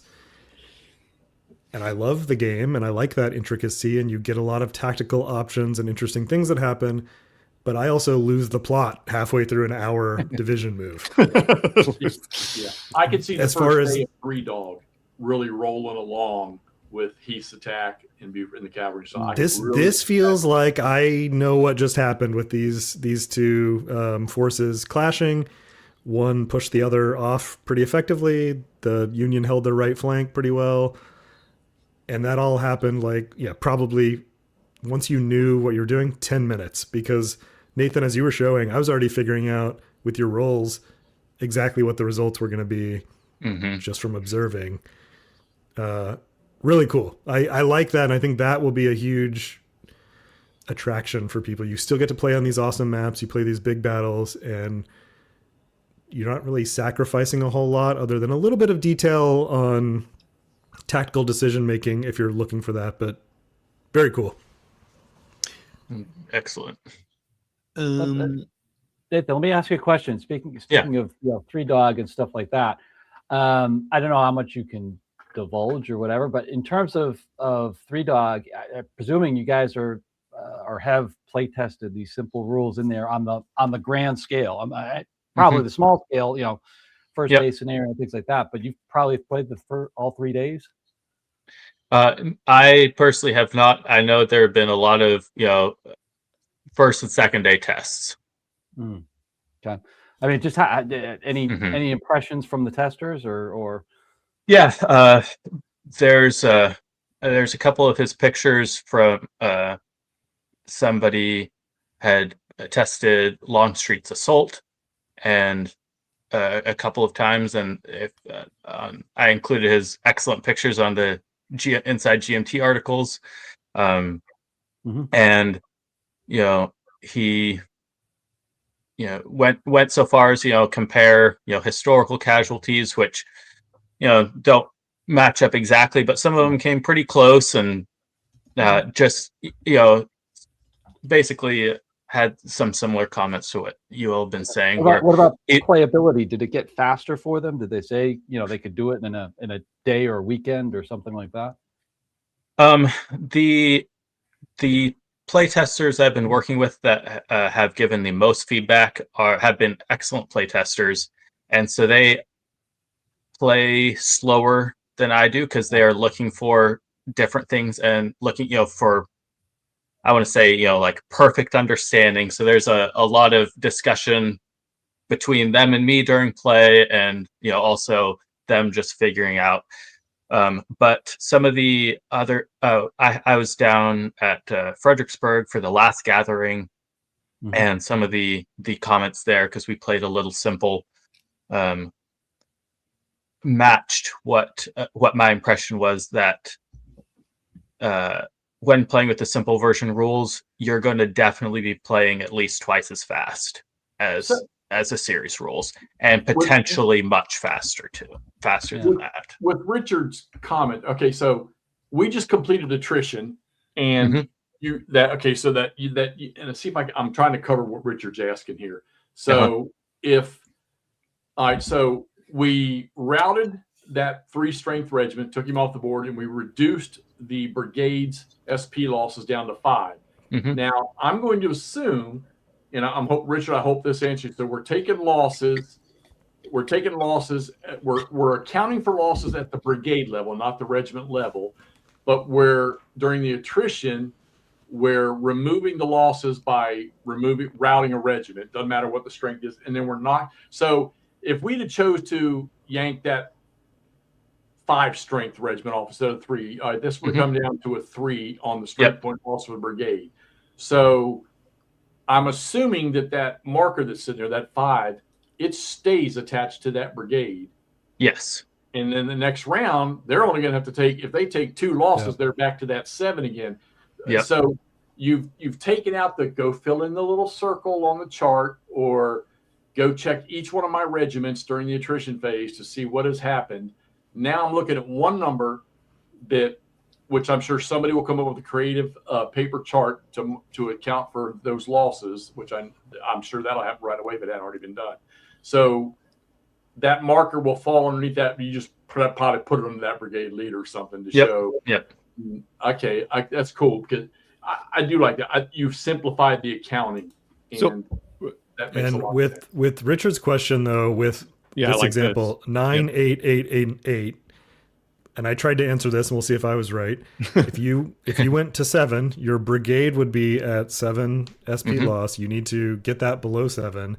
You're going to most likely, one of the 8s, you're going to have to route, and even though it's more than 7, you're going to have to get rid of one of those units that's in that brigade.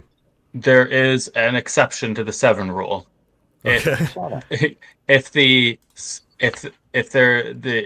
number of SP losses is not equal to or greater than the smallest strength of the smallest regiment strength, then you do not suffer attrition. So in the example given, keep it going until you get it would stay at 7, and then the next time, if they suffered another one, and they were at 8, then they would sever Okay, attrition. that makes sense. Oh. That's Okay, cool. so let me make sure I understand. So that number could get very high. It could go above 7. So while you're playing, it could get up. Once it gets, let's say that first round, all that battle, it was 12. Then you'd have to take an 8 and take it down to 4. Yeah. Yeah. Okay. Right. So potentially, right, you could it could be very high, like you were saying, and you could, if you have a lot of small regiments or it's very high, you could have 2 or 3 or 4 regiments route in the same. But if you have all regiments that are above that number, like he said, the 9888, that SP loss has got to get to 8 first before. Right. Yeah. Okay. Cool. Yeah, it doesn't look like that'll take long. Oh no! Yeah, which I'm not gonna lie. When I was watching these numbers build up, I'm thinking, Jesus Christ, this whole brigade's gonna get run off the battlefield. But it didn't, and that, as far as I can, just that little setup right there, that works.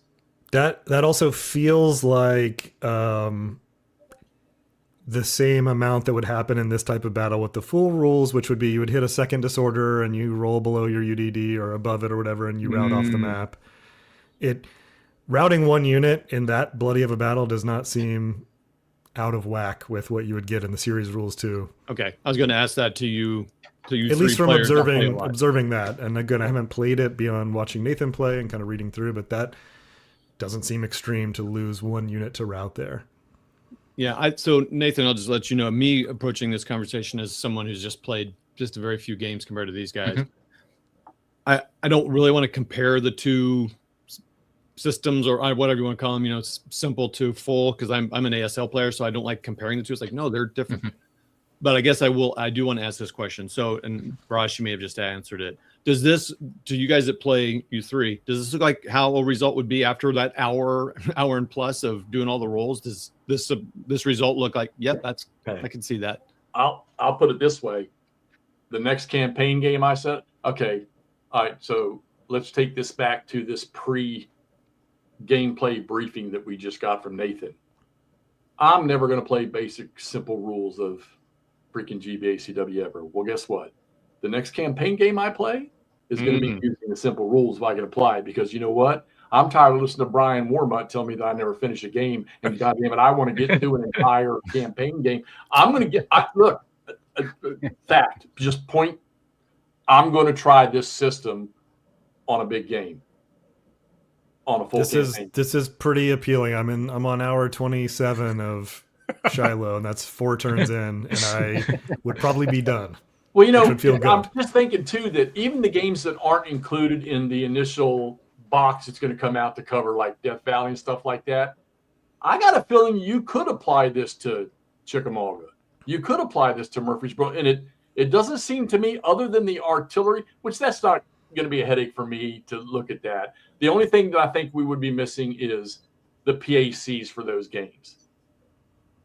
But it sounds to me like you could almost pick this up fairly easily with look, okay, so Dick was right 3 years ago telling me that this would be work. You need to let it in.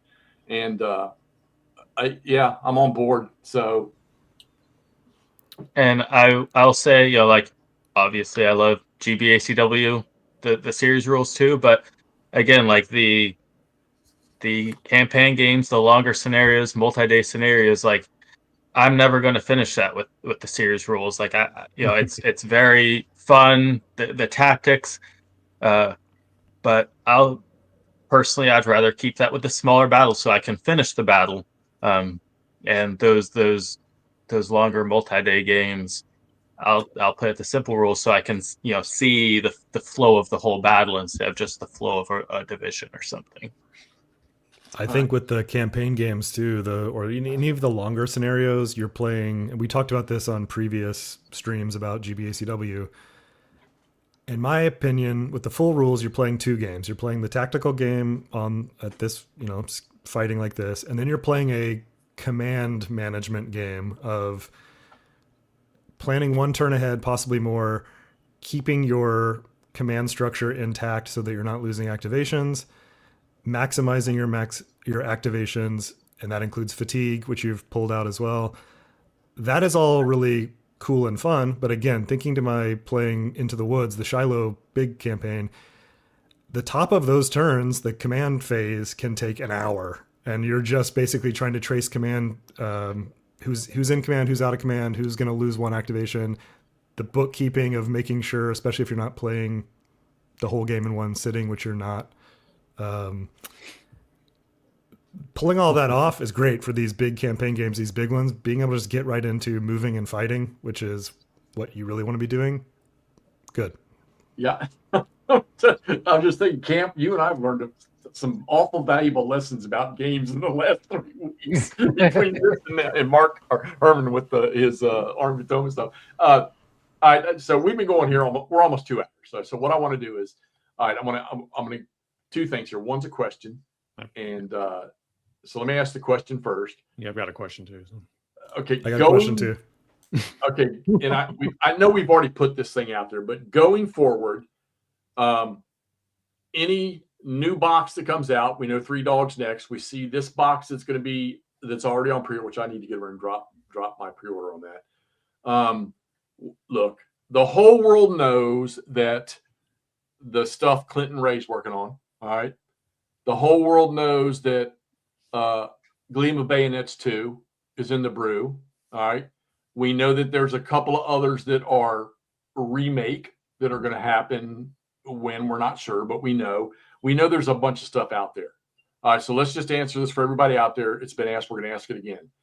The basic stuff, the simple rule stuff will be included with all those boxes coming. That is the intent. Okay. Is there any intent to go back to Red Badge, South Mountain, all those other games, and develop charts and stuff for that? You're going to be busy. There's no doubt about that. You probably already are. But is there any intent to grab some of those older ones? Right. So basically, the 4-pack that's up for pre-order now is kind of half of the existing games. Once that's in the bag, we will evaluate where those other older games are at with potential deluxe editions coming out.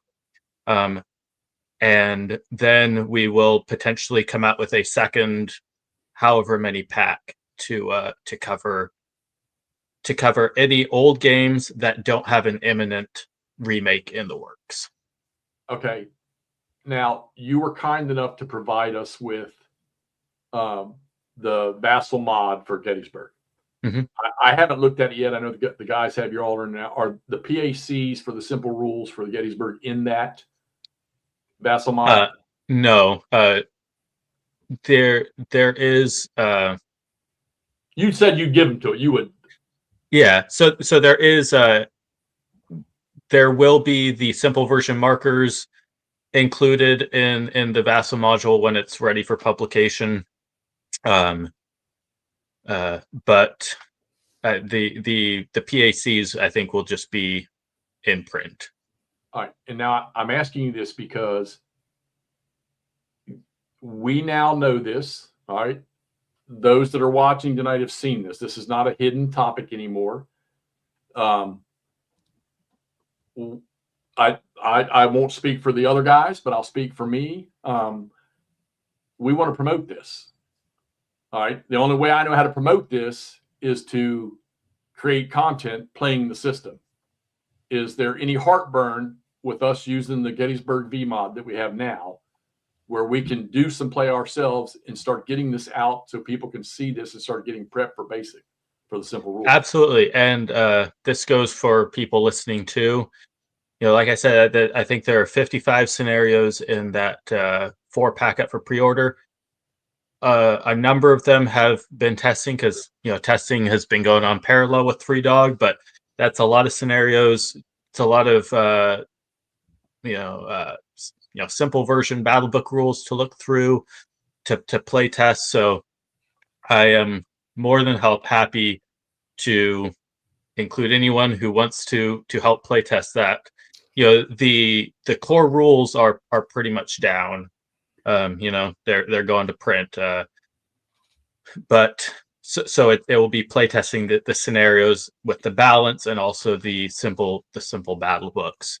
Okay. I have a lot of working versions currently, and we're gearing up for a second round of playtesting to get the 4-pack out the door, and we definitely need more people. We want the public to see this. This is the first live, from what I know, this is the first live demonstration of this. And if we can provide any, some playthrough video or stuff to get people, we want to start pulling them in because we love the system. I mean, Todd was here back in May, and he and I dabbled with it, and I know it bit him a little bit. And when he went back home, we started to do the by swords and bayonet stuff. And I know that this rule system is it will pull people in, but we want to get it. We want to start doing it so that they can actually see this, and let's start getting people on the, get over there. You guys get over and pre-order this stuff, this basic rules, because you're going to miss out on something that's fantastic if you don't. And before these guys ask their questions, I want you to put this in the back of your head, maybe before we close out tonight. Maybe any subtlety rules that are very, very interesting to you, that would be interesting to the viewers, and just keep that in the back of your head. And you guys, I know, had some questions. Why don't y'all go ahead and hit with those questions real quick? Go ahead, Ross. I'll ask. I've got like 3 to go. So all right, I just got one more question. So Nathan, I'm always curious behind the scenes about game development, design, rule development, all that. When you're especially kind of retrofitting these rules for existing games, I can imagine you're needing to scrub things like fatigue references to reinforcement tables and that or whatever. What else are you, when you've got the simple rules framework in your mind, what are you looking for in the scenarios that you're trying to tweak in the existing scenarios? So this is an interesting design because it really did start with, you can find on the CSW page some, what Richard Berg's original rules were. And this, even though the final result is not the same, there very much is a linear path that I went, where basically what happened was, we looked at one thing at a time. We had one problem, came up with a solution, and we just kept incrementing to get where we are. So, there's and along the way, both me and the playtesters, picking up lots of books and reading them in a different light, looking at ranges and how did cavalry actually fight, and different things, and come up with different.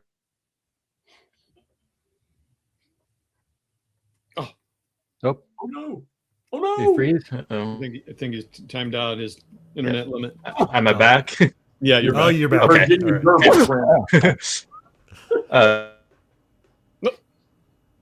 And you're gone.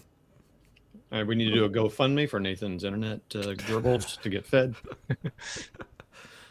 Let's see. Hopefully that stays. Yeah, so it wasn't necessarily things scrubbing from the series rules to come up with the simple rules, and that's something that I've said before. The simple version isn't a cut down series rules. It is a separate system to use. So, obviously there are a lot of similar concepts. They use the same pieces and maps, etc. But if all you want to do is play the simple version rules, like, you're not getting half a game, you're getting a full version. So does that answer your question? It does, yeah. I mean, I'm thinking too of like, let me ask you more. I'll ask you a very specific question. When you are going back and looking at the battle books for these previous games, like Into the Woods, I don't know if you're doing it yet, but are you needing to tweak setup locations and things like that to account for if you don't have 4 activations possibly to work with and all that? Is that something you're looking for when you're doing these? Most of the setups are the same. Okay. Usually the difference is when a brigade has taken casualties and starts with eliminated or routed units. Sometimes the setup is tweaked to both get the correct historical casualties and cover the same frontage. Yeah, I got you. Okay, cool. That was it. That was my question. Todd, you're up. Yeah, I think you probably answered. I was just curious on the scenarios, like how much because they're very much designed with the system in mind and the battle. And I think you kind of answered that. Yeah, I think that would be quite a test too to check that. I guess yes, that's what the play testers, very vital, because I'm doing what I'm doing, but I certainly am not perfect the first go around, and there's always different. something with play testing. Yeah. Right. All right. So I guess my question is, one of the struggles that I know Jeff has no problem with this because he's in maps and all that stuff, but is line of sight the same in both? No, line of sight is different in the simple version. It's essentially what Richard Berg had come up with, an alternate system. I tweaked a little bit, but not very much. Okay. Basically, instead of calculating averages, you are just looking. You're looking at slopes that block. So like steep slopes or minor slopes that are closer to the lower unit will block. Closer to the unit will block. Okay. I mean, the rules are a little bit more liberal in their line of sight. They do allow a few more line of sights than allowed in the series rules at longer ranges, at 1 to 3 hexes, which is where most combat will take place. It's virtually identical, like probably 99.5%. You did make it much. You shortened that a lot too, and I noticed that the shooting over top of friendlies, you pushed it to like 2 hexes or whatever, something like that. So, well, I do have to give the credit to Richard Berg on that. Those are almost verbatim his line of sight rules. Okay. I tell you, yeah, I'm sold. I mean, like I say, if I can get a campaign game done, 3 days to get it. But come on, I mean, the farthest I've been, I think, is like midday on the 2nd, maybe a little after midday on the 2nd. You just got to get your stamina up. I don't know. Come on. Don't push me, Ross. I'm curious, is the stacking? I don't know. Maybe we can block this Watson life. What is the stacking order thing an issue? Like, I'm not sure. No, stacking order has no effect. Okay. The only thing is artillery should be stacked on top of any non-artillery units. There you go, buddy. All right. Anyway, all right, cool. That's pretty much. I mean, yeah, we could talk a long time, but that's pretty much my questions there. You have a background in technical writing or rules stuff? Have you done any of this before? Or is this your first go at digging into these?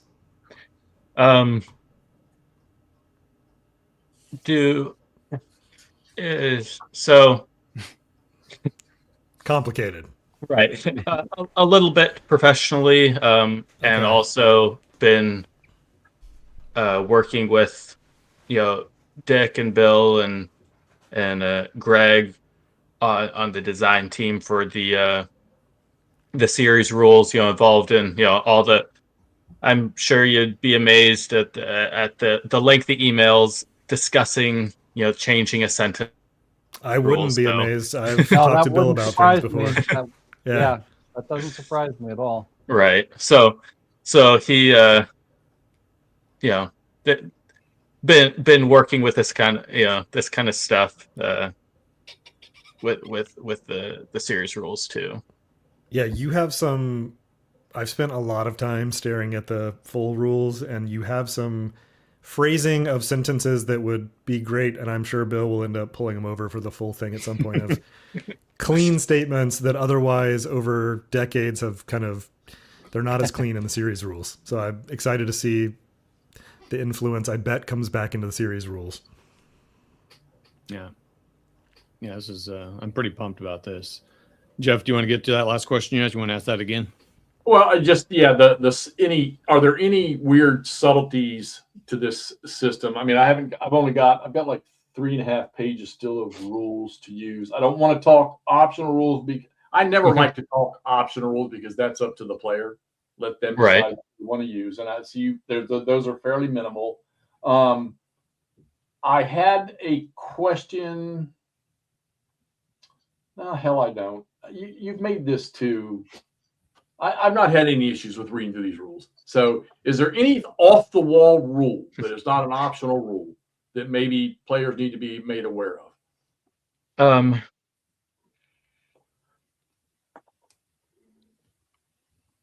see. Just kind of he's already stretching, so that means he's pretty much covered. I guarantee that. It's covered. It's covered. I've got one more question. Yeah, go ahead. I've got one more question. When can Hexy and I get a game with you on here coaching us so I can beat him with these simple rules? We can set something up. Yeah. Go camp. He's beating me with Wilson's Creek, and I don't know about Army of Potomac, so I got to get revenge somehow. If I don't get leaf flipped, I'm in trouble. I mean, hold on, Camp. Hold on, Nathan. You've had Mark Herman on the thing with you, and I don't know. I mean, good luck, Nathan. Thank you. Yeah, this is going to work out well. Look, Nathan, I tell you what, man, I seriously appreciate you doing this. This is, I'd like to think that everybody out there was watching tonight. And you know what? I don't have to think. I'm pretty sure that this was a big plus for everybody that came in here and popped in. There were some really good questions out there. I know there's no doubt in my mind that this is going to bring Dick Whitaker, if you're listening in the background, you were right. I bow down to you. This will bring people into this system. We'll do everything we can to help, and if there's anything we can do for you all, I'm not the best play tester in the world. I worked on the wilderness thing so much. I printed and made all my counters and all the maps and everything, and then they changed too much stuff. I wasn't going to do it again. So, but I know that Ross and Camp, these guys just soak up these rules and move through this stuff like it's nothing. And you've got Todd jumping all over the place. So, I mean, you got him interested in the system too. And quite frankly, there's no doubt in my mind that the next big GBACW game that I set up on a table, these rules are getting applied. You know, I can't wait to see that box. I went over and did my pre-order. I hope all the rest of y'all are going and got your pre-orders. Everybody in chat, get over and get your pre-orders. If you don't like it when you get it, I'll buy the damn thing from you. And we'll give it away as a give out to somebody on the channel one night. But yeah, Nathan, thank you. Appreciate it so much. And I'm gonna have Kate get in touch with you because I want to get those player aids so I can start messing around with this stuff. And man, we're gonna have to drag you back on here once this thing comes full swing. Absolutely. I'll enjoy it. All right, guys. Anybody else before I shut this thing off? I did have a question that McMurray asked, and I'm going to rephrase it a little bit because McMurray he had to work, and he was not happy about that. But he said, "Can you ask Nathan what's the lowest IQ that can play this game? Do you think?" And that's him asking for himself. He's not insulting anyone. He's just asking for himself. Throw out a number. I don't know, 23 maybe. 20. I was going to say there's 16 pages of rules, so let's say 16. There you go. Good answer. There you go, McMurray. If you're watching, SDS game. And Mark Herman, just for you, Camp and I are going to stomp a hole in your ass in a campaign game. It's coming. I'm telling you right now. All right, everybody. I'm going to shut this thing down. Thank you all so much. Again, thanks. Thank you. Thank you for having me. Thanks, viewers.